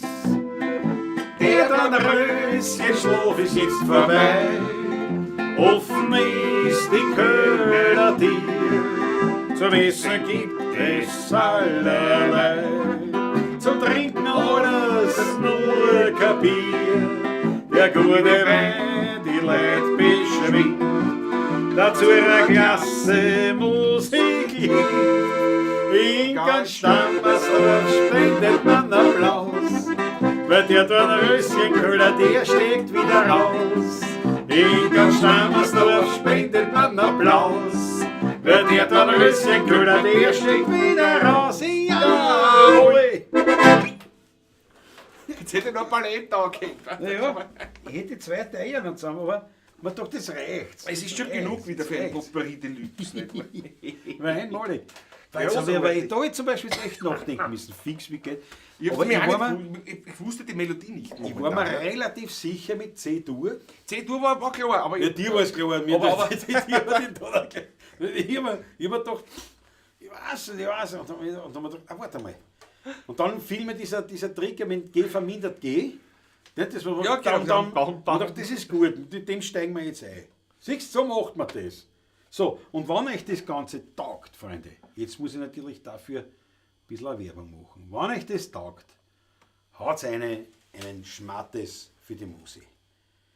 Ne, der Hut geht rum, Der Hut das geht rum. Kerberl wird herumgereicht, quasi virtuell. Haut eine, natürlich, wir finden jetzt alle Informationen unten in der Videobeschreibung. Man kann es über PayPal machen, man kann es über Überweisung machen, man kann es auch mit einer Kanalmitgliedschaft machen. Denkt an die Kanalmitgliedschaft. Wer noch kein Kanalmitglied ist, der möge doch Mitglied werden dieses YouTube-Kanals für 4,99 € im Monat, sprich für 2 Achteln. Also man ladet uns symbolisch auf, Symbolisch, jeweils auf Ja, ein Achtel. Achtel. Aber der Patrick fährt mich auf 2, so gesehen. Ja. Für das ist man Kanalmitglied und hat quasi keine weiteren Vorteile. Also das ist auch einmalig in der YouTube-Szene. das ist da ein wunderschönes Ja, Spritzerglas. das stimmt, Muss das man stimmt. ehrlich sagen, also Das wenn man da schaut, ist schon. Also, Das hat auch keiner, das ja. hat sonst keiner. Ne? Das hat, Wer viel auf Amazon einkauft, kann über unseren Link einsteigen, dann verdienen wir auch ein bisschen was mit.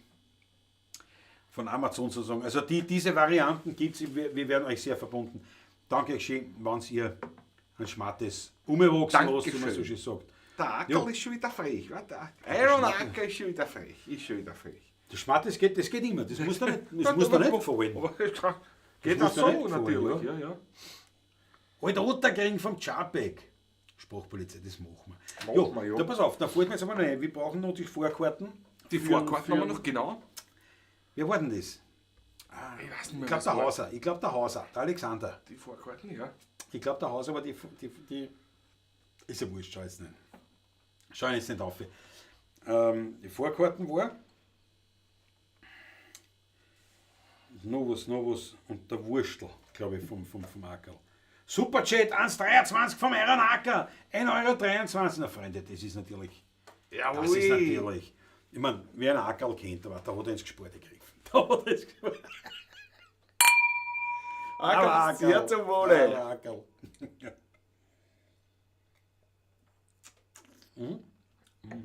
Mittlerweile sind ja, ich glaube, alle 3 Teile auf seinem YouTube-Kanal, Iron Acker, von seiner Motorradreise nach Lissabon. Also wer da sich das gerne anschaut, unbedingt Wirklich schaut zu empfehlen, nicht nur für Motorradfahrer, sondern auch so. Es ist Ja, wirklich es ist ein so, es ist Genuss. einfach- Ja. Es ist Also wirklich ist schön. ein Leibwand. Der Ackerl ist einfach ein leibender Klassenbursch. Das sollte man nicht so oft sagen, wenn er zuhört, aber Ah, einmal darf man es ja noch mal sagen. So schaut es aus. jetzt ist schon wieder genug jetzt, wa? Amazon gehen, glaube ich, nur die Dinge von euren Listen. Schaut euch das nochmal an. Naja, Iron Acker, es ist so, das ist ein bisschen kompliziert, was ich will das jetzt auch nicht ausratzen, wir da nicht so beschäftigen damit.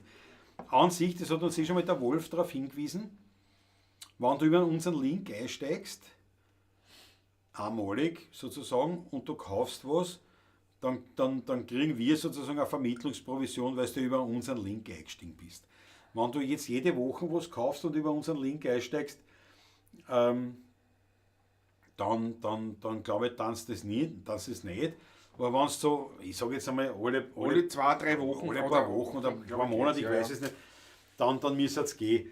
Also an sich müsste das für alle Produkte gehen. Nicht jetzt der von unserer Listen. Das ist nicht. Das habe ich eigentlich nur eingeschrieben, weil wirklich einige gefragt haben, was habt ihr für Equipment. Und man dachte, na gut, pass auf, dann schreibe ich das zusammen mit einem Amazon-Link. Aber es ist, wenn du jetzt zum Beispiel, wenn du findest den Link vom Mikrofon, du sagst, das interessiert jetzt kein Mikrofon, oder du klickst auf diesen Link vom Mikrofon, dann bist du auf der Amazon-Seite und dann kannst du ganz einmal deine Sachen suchen, was du kaufen willst. Das hat mit dem Mikrofon noch gar nichts mehr zu tun, aber er registriert halt, über einen 16er Kanal das kommt bist eingestiegen. genau. Und wenn das öfters ist, zahlt er dann nichts aus. Oder was, ja. Aber irgendwann schon wieder, oder so. Wie gesagt, es ist jetzt nicht so, dass ich da ernsthaft jetzt wie soll ich sagen, einen Der große Einkommenszweig da eröffnet aufbauen will. Nicht? Aber es ist eine Möglichkeit und ich weiß, das haben ja auch viele schon gesagt, nicht? Dass ich kaufe immer wieder bei Amazon ein. Erst, es kostet nichts sozusagen, nicht? Und also die kosten nicht mehr. Also wenn für uns ein paar Netsch aushupfen, nein, ist auch leibend. 6 Teile wird es geben, sagt der Ackerl. Jawohl. Mittwoch 17 Uhr geht Immer die Teile im 17 Uhr. Online. Passt. Passt.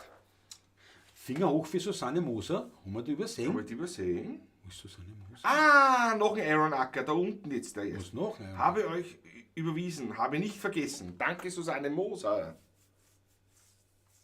Da, ja, jetzt sehe ich es. Bravo, danke, Susanne, natürlich. Unsere Susanne, hoch soll sie leben.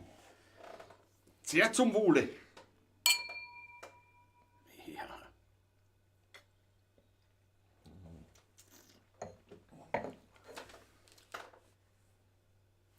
Was machen sie schon, aber nur wenn man vorher die Cookies am PC löscht. Ballatmann, ja, da kennt das auch aus. Aha. Iron Acker, ja, aber wenn du über euren Link einsteigst und was suche, steht da nichts mehr von euch. Ja, muss nicht stehen. Die haben das quasi als Cookie gespeichert. So versteht es. Wie schaut es mit den 16 über dem Kapperl aus? Ja, Tragödie, alles.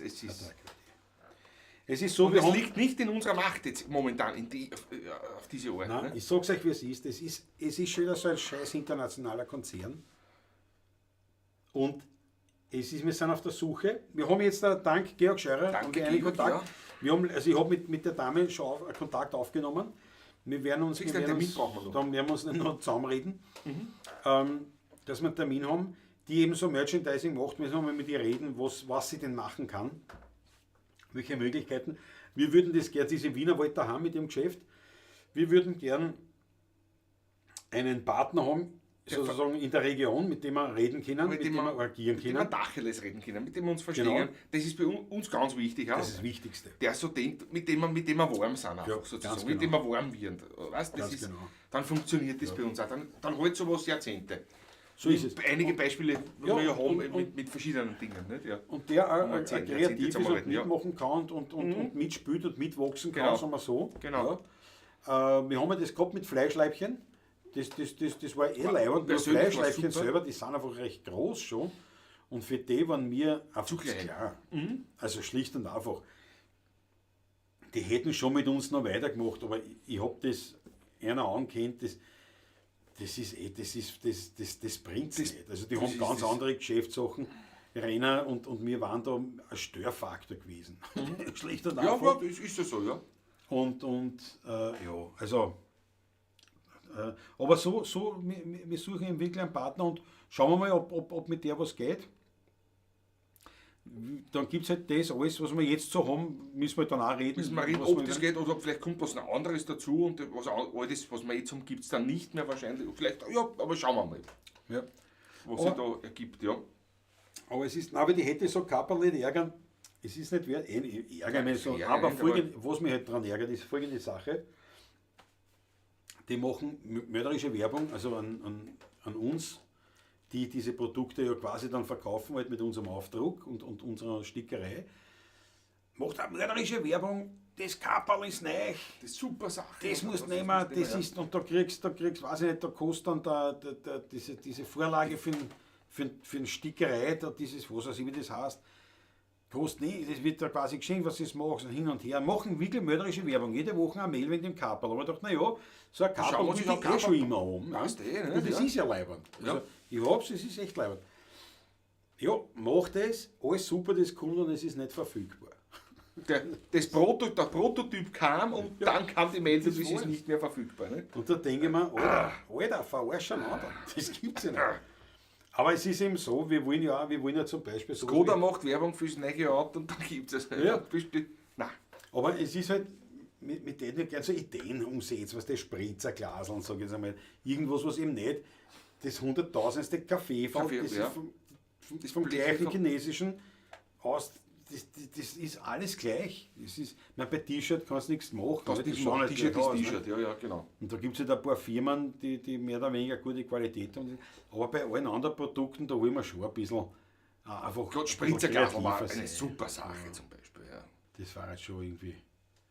Also ja. Also die Kapern, aber ich weiß nicht, ich meine, vielleicht gibt es es mittlerweile. Du müsstest halt immer wieder schauen auf unsere Homepage. Vielleicht ist es mittlerweile. Aber ich habe letztens geschaut, vor 4 Tagen oder was, war nichts. Ja, aber Sprachpolizei, ich werde mich irgendwie drum bemühen. Ja, genau. Und wenn ich hinfahre, dann nach Estland oder irgendwo ist das, glaube ich, das europäische. Das europäische. Vergehen. Es gibt ja in Europa 2 von denen in Spanien. In Spanien und in war es, ja, Estland, ja. Die Ich glaube, zwei. unsere ist in Estland, glaube ich, was für Die Österreich. meisten Sachen, ja. Was für Österreich tut, ja, genau. Es gibt einen eigenen Skoda, ich höre nur das Relevante. Nein, das war aber nur ein Beispiel. War nur ein Beispiel, war nur ein Beispiel. So, aber Beispiel, wie wir sind spielen. Alt Otterkring, Sprachpolizei. Jawohl. Schabek. Ich muss ein Wasser trinken. Jetzt einen trockenen Mund habe ich. Du musst ich mehr denn Wasser so viel? trinken. Ja, das ist, Ja, aber es schmeckt halt auch noch nichts. Ne? Wasser. Patrick hat so einen Schwank. Ich werde zuerst einfach einen Stockhecker geben. Dann bin ich entspannter, weißt du? okay, was schon, Ja, aber- dann gehen wir. Gehen wir. Ich kann noch einer gehen. Du da Bin gleich wieder da, Freunde. lang umeinander reden erst. Das ist ja, du musst ein Wasser trinken, ein Wasser mehr, weißt du? Das trinkt nicht so, ja. Ja, Felix, ich fahr noch mit dem Auto, das heißt, darum halte ich mich da so zurück und zuzel an dem um den Rest trinkt der Glas, nicht? beim Weindl natürlich heute, das ist einfach so, ja. Jö, Helmut ist auch da. Den muss ich auch ganz persönlich grüßen. Helmut Zischka ist da natürlich. Ganz lieben Gruß bitte auch an deine Frau. Sie hat gerade heimgekommen und habt schon eingeschalten. Super. Die habe ich ja kennengelernt bei mir in meiner Heimat in Eiwestal. Also nicht in Eiwestal, sondern in Kettlersbrunn. Beim Baumgräskeller haben wir uns zufällig gesehen. Ich habe gerade eine Rast gemacht. Ich bin ja bekennender Radlfahrer. Im Sommer schön warm war es und haben wir dort gerade einen gespritzten eingeschenkt. Dazwischen einmal zwischendurch. Und bleibt ein Auto stehen und steigen 2 Herrschaften aus. Und wie gesagt, wunderbar, das waren die Familie Zischka. Man kommt ins Gespräch und wir plaudern über Brädelspitzen und so Sachen. Und so haben wir uns kennengelernt und seitdem sind sie begeisterte Anhänger der 16er Burm. Und ich freue mich wirklich, dass wir uns kennengelernt haben. Abgesehen von 16er Burm, sondern auch ganz, ganz persönlich, muss ich ehrlich sagen. Gefreut mich wirklich, ja. Der Wolfgang, du gehst schon? Wirklich wahr? Du legst dich schon nieder? Gut, seit 5 Jahren auf. Ich bin seit 6 Jahren auf heute, ja, ich verstehe dich. Aber wir werden schon, ein bisschen da wir schon, aber solltest du nicht mehr zuschauen, Wolfgang, dann trotzdem schon mal. Gute Nacht schon einmal dabei, nicht wahr? Gute Nacht.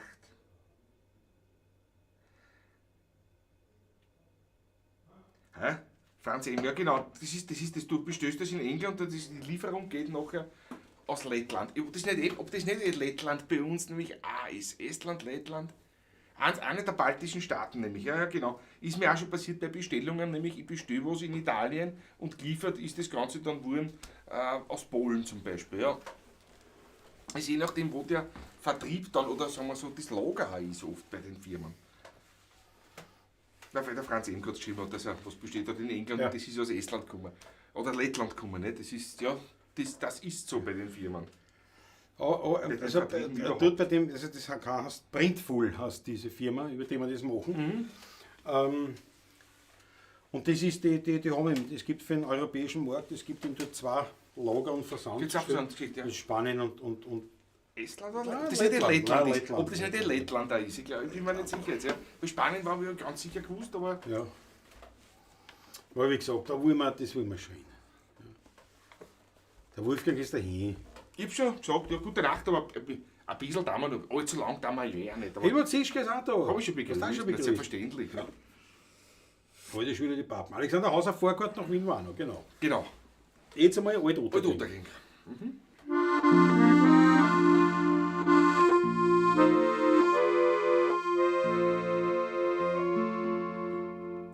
Alt Otterkring war vor circa 50 Jahren eine Ortschaft mit ganz kleinen Gassen.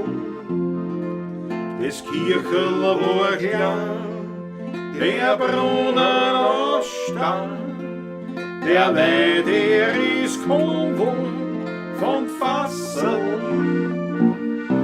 Schon als Bierschel war ich bei der Zehner Marie, ob Festudel und Post und manches Trepferl verarscht.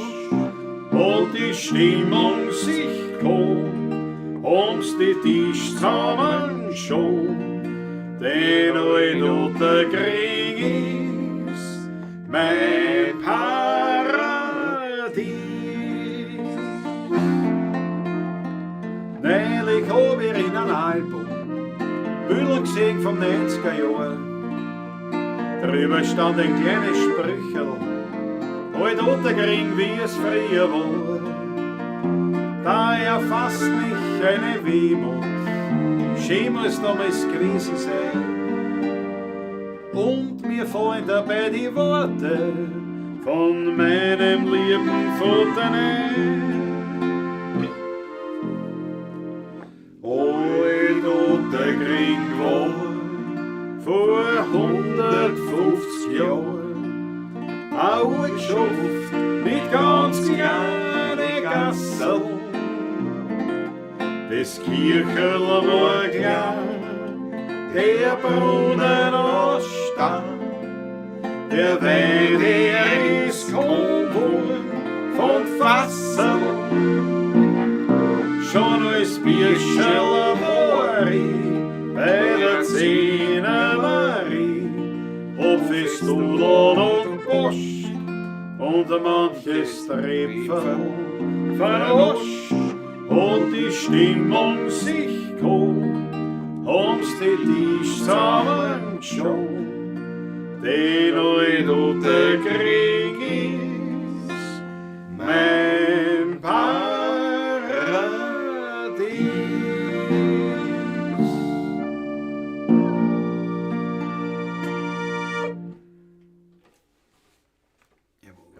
Die Verstimmung der Gitarre, original Baldige Oper. Original. Und was das Original Steuerklaus ist, man sagt, nee, jetzt soll sie es auch nicht mehr aus. Jetzt soll sie es nicht mehr aus, ne? Jetzt soll sie nicht mehr aus. Okay, jetzt auf, jetzt soll sie nicht aus. So, die Vorfahrt nach Wien. Alexander Hauser.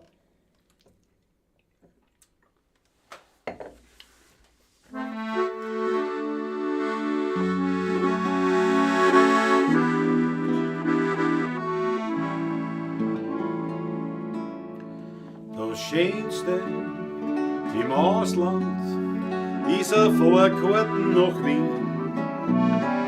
Das denk ich mir immer, sitz im Zug ich einmal drin.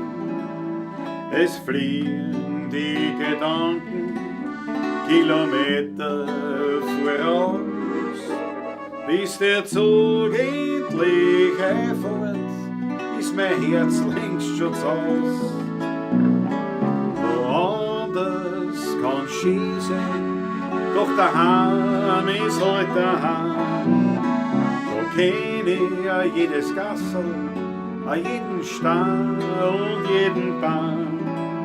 Drum sag ich halt immer, egal wo ich bin, Das Schönste im Ausland ist ein Vorkarten nach Wien. Oft ergibt es sich im Leben, dass du fort musst von zu Haus. Dann stehst du in einem fremden Land und kennst dich nicht aus. Heimlich schlägst du dich zum Bahnhof, schaust voll Sehnsucht auf das Gleis. Und eine kleine Melodie erklingt in dir leis.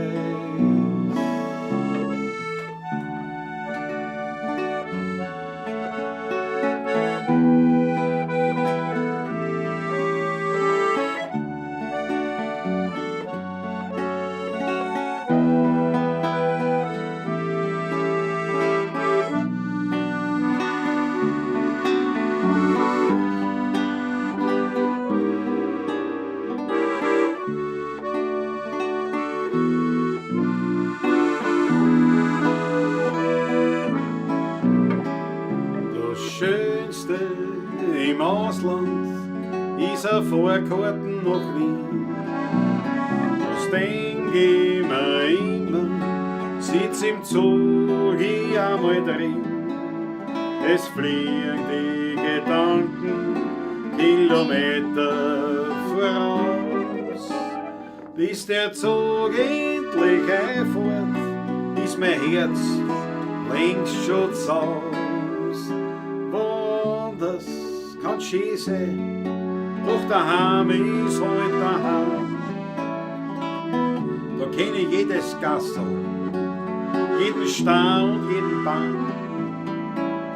Drum sag ich halt immer, egal wo ich bin, das Schönste im Ausland ist ein Vorkarten nach Wien. Das Schönste im Ausland ist ein Vorkarten nach Wien.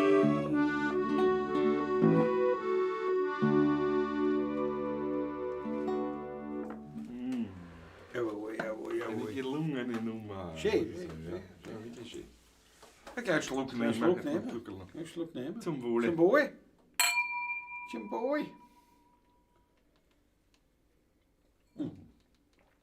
Ist das noch mehr was? Ein Schluck? Ja, der Abschlussschluck ist noch da. Ja, Abschlussschluck ist da, ne? Passt, das ist wichtig. Man kann es nicht einfach so. Das ist mein Leiblied. Ich habe es in meinem YouTube aufgenommen. Bravo Meige. Sprachpolizei, Alter. Danke, mein Heimatlied. Born Alt Otterkring. Jawohl. Da gibt es also zum Beispiel Otterkring-Lied, da gibt es eins. Die ganzen Otterkring-Lieder, mag ich alle. Aber den Herrn Waserl, ich meine, das ist ein Liebhardt-Staler Lied, aber ist halt auch ein Otterkring. Ja. Aber das ist schon ein Leibwand. Das ist leibend, aber wenn ich ganz ehrlich bin, wirklich so Otterkringer Lied, mein Lieblingslied ist immer noch, ich weiß ja, wo jetzt heißt. Ja, das ist auch Leibwand. Muss für mich, aber natürlich. Ja. Das sowieso. Nein, es sind alle Leibwand. Das Ne? ist, ja. Was der heißt, der Herr Waserl, aber das hat für mich mit der Geschichte des Liedes in unserem Zusammenhang zu tun. Ja, genau. Weil der Herr Waserl war der Matula-Peter, Matula-Peter. Butter beim Sölich, ein Stammgast von uns, echt Leibwand. Ein Fan der ersten Stunde Ja. auch, kann man sagen. Ja. Ja. Und Der war das beim immer- Ordner schon dabei. Ja. Der hat sich das immer gewünscht, der Herr Waserl. Natürlich heißt das Lied nicht so, nicht? Sondern das Lied heißt, wer noch nicht draußen beim schönen Liebheitstal. Der Herr Waserl, den Herrn Waserl. Und der hat immer von Herrn Waserl. Und wir haben immer geschaut, aber wir finden kein Lied, das kein Lied mit Herr Herrn Waserl Waserl, heißt. Dann. Und irgendwann haben wir dann was gefunden, Noten. Boah, das ist schwer, die Nummer. Aber irgendwann haben wir es dann können. Dann haben wir es dann Und gespielt. da hat er ja. geschaut. Da hat er geschaut. Also, Peter. Da hat er geschaut. Und da war,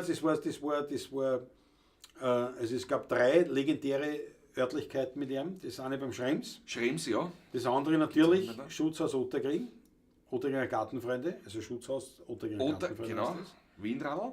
Und von dort über den Steg haben wir ihn gefeiert, weil er an sich noch geistig fit war, aber Ja, ja.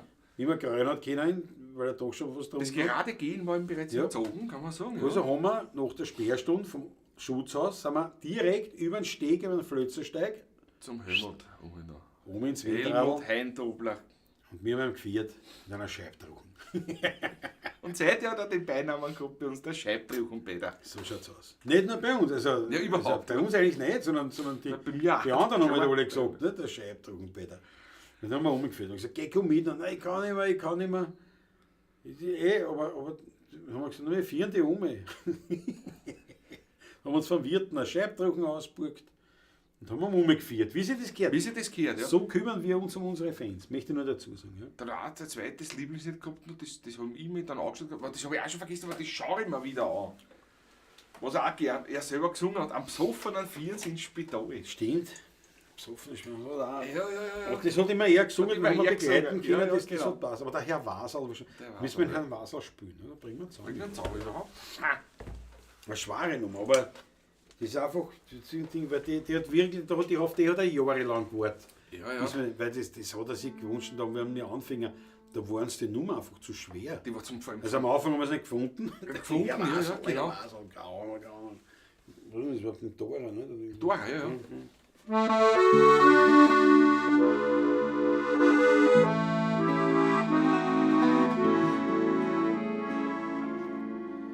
Mit einem hochfeinen Brick und einem feurigen Schick vor den's lieb hat's da hinaus der Herr Wasel, den wo immer der Wein tut am süffigsten sein, ja da trinkt er zum Kosten ein Glasel. Wacherl warm ist die Luft, voller Lindenblütenduft, und die Sonne, die scheint goldig aufs Tischl. Und der Vogel am Baum, sie zwitschert lieber in Traum. Und der Katzel schlaft süß in ihrem Nischl. Da macht der Herr Wasel einen kräftigen Schluck. Er lehnt sich vergnügt in sein Bankeckel zurück. Wer noch nicht draußen war, im schönen Liebhaustal, wo zwischen den Bergen stehen, die Häuser klar und schmal. Wer noch nicht trunken hat, nur draußen Glasl Wein, der kann ja meiner Söhne kein echter Werner sein. Tut die Sonne untergehen, wird's da draußen erst schön, wenn im Garten die Lichter hell blinken, wenn die Musik fein singt und das Herzl sich schwingt, ja da vergisst man beinahe auf das Trinken. Und die Madeln und Frauen, wie die Engel zum Schauen, gingen auf bei die pixiersten Lieder. Und der herrige Wein, ja der Herzdienerei, völlig zing wird verlochen, das mir da. Und sitzen die Leute grad so gemütlich beisammen, so fangen's das Liedl zum Mitsummen an. Wer noch nicht draußen war, im schönen Liebhaustal, wo zwischen den Bergen stehen, die Häuser klar und schmal. Wer noch nicht trunken hat, tut draußen Glasl Wein, der kann ja meiner Söhne kein echter Werner sein.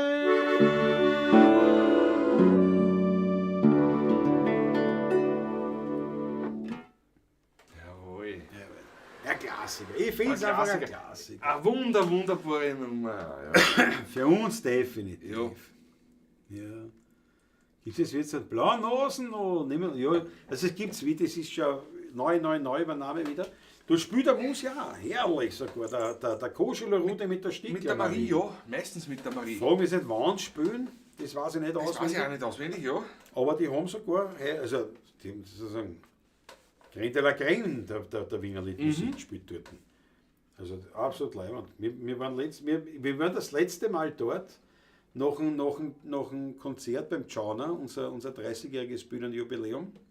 Ja, wenn man Weil da waren wir zuerst beim Beim Stachern, Stachern. dann quasi die sagen wir, Aftershow, der Party war es, also wir haben reingefressen. Ein paar Freunde waren noch mit und dann dann der sind wir harte Kern. der harte Kern zu blauen Nosen. Ja, freilich.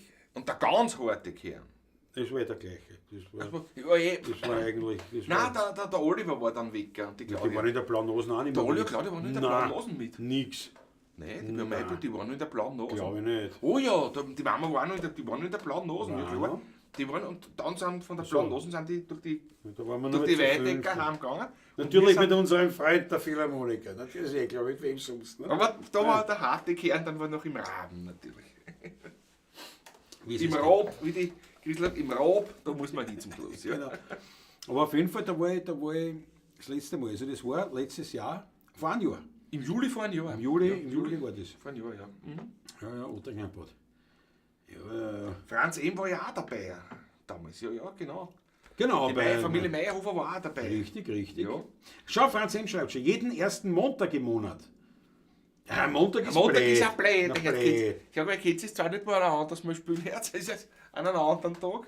Das ärgert mich selber, weil Das man ärgert gedacht mich haben, jetzt. das Da war schauen wir mal hin. mir ein leibender Da Besuch. schauen wir mal einmal. hin. Ja, Montag geht nicht. Okay.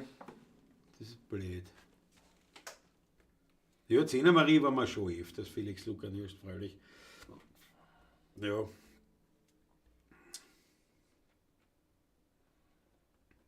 Steht im Rudi sein Monatsprogramm. Ja, was denn ich, Georg Scheurer, dass der Rudi ein Monatsprogramm war? Weißt du nicht das? Naja, es ist klar, ja, das stimmt schon, wie der mir gesagt. Ich habe dort schon gespielt mit dem Rudi einmal. Ja, vor. Ja, wir haben auch schon Immer gespielt wieder, ja. sogar, ja. Ja. Man ist unter sich Tourist wenig ja. Was natürlich schon größer ist und schön ist, auch der Garten. Ne? Ist natürlich auch da drinnen, ja. Ja, die gestopften in Zillermarie. Wir waren immer beim Heimböck, genau, oder beim Stiepert, jawohl. Stiepert sowieso. Ja, aber Zehnermarie, wir waren schon ein paar, wir haben viel gespielt natürlich auch bei der Zehnermarie. Ja. Was? Der Rudi Korb sagt, den Text von einem Besoffenen am 14 Spital? Weiß ich noch von meinem Vater? Na, Weltklasse. Ja. Der hat das immer vorgesehen, am Besoffenen. Meistens natürlich schon zu späteren Stunden. Ja, also ja, das ja, tut- ja, Das ja, hat er ja, dann schon ja. ein bisschen knuschelt. Da war immer schwer in Text schon, verstehe ein bisschen manchmal halt. Hat vom Schneider gesungen, der fiedelt und fault beim Loch herum und so. Ja, ich glaube, ich habe Ja, ich ja, nachgeschaut.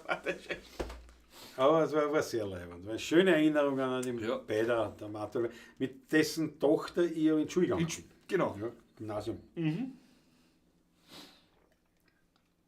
Schöne Erinnerungen, muss ich echt sagen. Ja. Im Sommer ist größer wie ein Garten, ja. Na ja, gut, Freunde, die Flasche ist Flasche geleert. ist leer, ja. Das letzte Schluckerl im Glas, werden wir heute mit Wurstel aufhören. Ne? Mhm. Der Vater hat einen Marihuana-Baum. Kukan 61. Ja, ein Baum gleich. Ja, Naja. why not? Warum nicht? Ja, der Klimawandel, gell, weißt du? Wir sind zwar echte Habe, Werner Banner. Ja. Wir rauchen Sieveringer. Marihuana. So schaut's aus. Ja, ui. Stiepert, Gruben, Pepe, heutige Gitte, ja. Ja, muss ich noch mal zur Gitte. Die Gruben gibt es ja auch schon lange Gibt's ja nicht ewig mehr. nicht mehr. Da war nachher zum Gerard hat das geheißen. Ja. Da haben wir viel gelernt. Da hat der Da Rudi habe Koschelo ich gespielt. den Rudi Koschelo und den Herbert Bäuml kennengelernt. Der Herbert Bäuml ging damals gerade in Pension, sagen wir so, als Revisionär der Steuer, der Finanz und hat begonnen dann wirklich beruflich zu spielen. Ja. Ja. Das war leibend. Wird der Kassen ein Wickel der Wankende, wird der Kassen. Wickel Wankowski. Wankowski. Der Wankowski oder Wankowski? So irgendwie, ja. Wankowski. Und wie immer gesagt, der Wickel der Wickel. Wankende, das war Ja. der Harmonikaspieler, auch wenn er nicht, wenn Bäumel gespielt hat. Und der, das heißt, der hat allein Der gespielt. hat gell? allein gespielt, ja, ja. oft am Tierstock so Ja, angelangt. klar, weil es ein bisschen gewankt hat. Jetzt haben wir immer gesagt, Wickel der Wankend. Ja, Wickelwankowski. Der hat tausende Lieder kennen, aber immer nur in Refrain. Der hat kein Lied ganz kennen. Das ist ein bisschen ein Nachfolger von Petusch, Ja, eigentlich, ja, was das das ist auch angeht. Weißt? Das ist schon Der hat immer ein Lied, jedes Lied, und dann hat er immer gleich ein anderes weitergespielt, weil er hat immer nur einen Refrain kennen. Ja. Der blaue Nosen, das war schon leibend. Schade, dass es am Montag ist. Wirklich war ja, das ist ja ärgerlich. sehr schade, sehr schade. Weil das war ein schönes Treffen mal gewesen. Und man sagt, pass auf, bei Vlatschinger Treffen, in der blauen Nosen, wir geben uns in Koschelo mit der Stiegler-Marie. Das ist aber überhaupt keine schlechte Das Idee. ist Grundsätzlich, grundsätzlich dass wir sagen, erst wir machen einmal einen Fanausflug quasi, also nicht jetzt groß organisiert, sondern wir sagen, pass auf, am so und so vielten spielt der oder der, also irgendwelche leibende Kollegen, und die spielen da oder Und den dort. besuchen wir.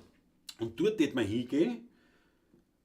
Und ich sage jetzt einmal, weiß ich nicht, wie man das halt dann Organisatoren, und sagt, dort gehen wir hin, dort und dort kann man reservieren, seid dabei, ja, machen wir gleich ein Meet and Greet und dann, weil dann können wir Kollegen auch unterstützen, das ist ja auch lässig.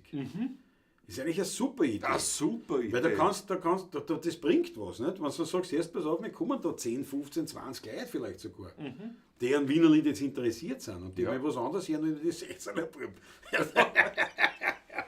Dann war das eine Idee. Ja, das können wir machen. Das war doch eine Idee. Das wäre doch eine Idee. So, aber Freunde, für heute genug Ideen gewälzt. Ich verabschiede mich mit dem, was ich im Glase habe, mit dem letzten Schluck und dann werden wir uns mit dem Würstel verabschieden heute. verabschieden. Wünsche euch einen wunderschönen Tag. Der war nämlich gewünscht. Der war gewünscht. Wir haben diese Woche hartes Programm. Wir spielen am Donnerstag Zweimal. privat bei einer Muttertagsfeier in einem Pensionistenwohnhaus einmal in Klosterneuburg draußen. Genau. Nämlich, ja. Da spielen wir nur eine Dreiviertelstunde, Ja. maximal eine Stunde. Und dann begeben wir uns zum Taschler. Der Arschler. Und dann am Freitag haben wir dann Rössenkeller, Rössenkeller und am Samstag eine eine Geburtstagsfeier. Geburtstagsfeier und am Sonntag ist auch was. Schon wieder vergessen was. Sonntag ist nichts von uns. Muttertag ist. Ah ja, genau, privat wäre was. Muttertag ist am Sonntag, fällt mir nur Ja ein. genau, ich gehe vor die Mutter besuchen mit meinen Brüdern, ja. So machen wir das, so ist das. Nicht gewusst, das ist irgendwas im Kalender. Alles dann, sehr zum Wohl. Schön, dass ihr wieder mit dabei wart. Euch allen alles Liebe. Danke, danke, danke. Der Georg Scheurer hat zum Beispiel das Nussdorf. Ja, aber ich weiß nicht, ich glaube, mir liegt das Nussdorf nicht so als Lokal jetzt, so wie ich privat hingehen will. Auch akustisch dort, glaube ich. Weißt, das ist jetzt nämlich nicht, das ist sicher, die Leute schwärmen dafür, ist super, aber ich tät wenn, dann tät ich gern so einen Heirigen, so wie im blauen Nasen, so einen Heirigen. Also schon irgendwo hin, wo es ein. Was Ambiente Weißt, auch wenn so an, wenn ich schon einmal an irgendwo hingehe, dass das auch irgendwas. Ich meine, ist ja keine schlechte Idee grundsätzlich, werden wir mal schauen vielleicht. Aber ich denke da eher jetzt wirklich an weiß nicht, Henkel-Ausl-Brunner oder. Engelsbrunn oder blaue Nosen? Ja, blaue Der Nosen. blaue Nasenmondach geht nicht, Montag geht aber finden schon Und die was. Pavlatsch. Stiepert ist ja auch immer irgendwie anderer. Wir müssen schauen, wer wann wo spielt. Schauen wir mal, ja. Müssen wir schauen, wer wo spielt. Aber das war eine gute Idee.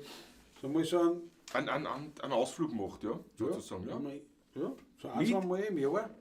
Dass Ja, wir einfach Kollegen zweimal im besuchen Jahr, und ja, sagen, genau. wir bringen unsere Freunde, unsere Fans mit. Dann ist das nicht leibend, so gehört es eigentlich, oder?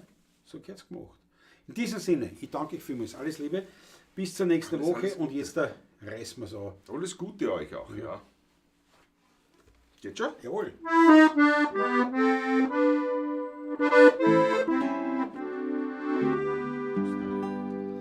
Wie ich klein war, hat mein Vater mich oft geführt ins Kasperltheater. Und nein, ich muss das unterbrechen, weil da muss ja der Wurstel her. Na, ja, unbedingt, Das muss ja der ja, Wurstel her. bitte, ja, ich hab gar nicht drauf gedacht Ja, jetzt, ja. jetzt ist mir eingefallen. Da. Der Wurstel. Von den Sperks habe ich den gekriegt, den Originalwurstel von der Urania. So, den werden wir da auf die Weinflaschen draufsetzen. Ne? Jawohl. Wo ist der? Da kommen wir da. Nein, fallen wir oben. Da fällt oben. Der hat keinen Finger im Knack, das ist das Problem. Mal einer. Er braucht einen Finger im Knack. Wie so Puppen an sich haben, ja. Naja, ich habe gedacht, der Flaschenhals, das wird gefallen.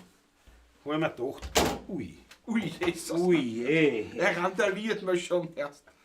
Der Wein ist aus, der Wurstel da und der Klaus Im randaliert. letzten Lied wird eingefahren. So, jetzt aber. Da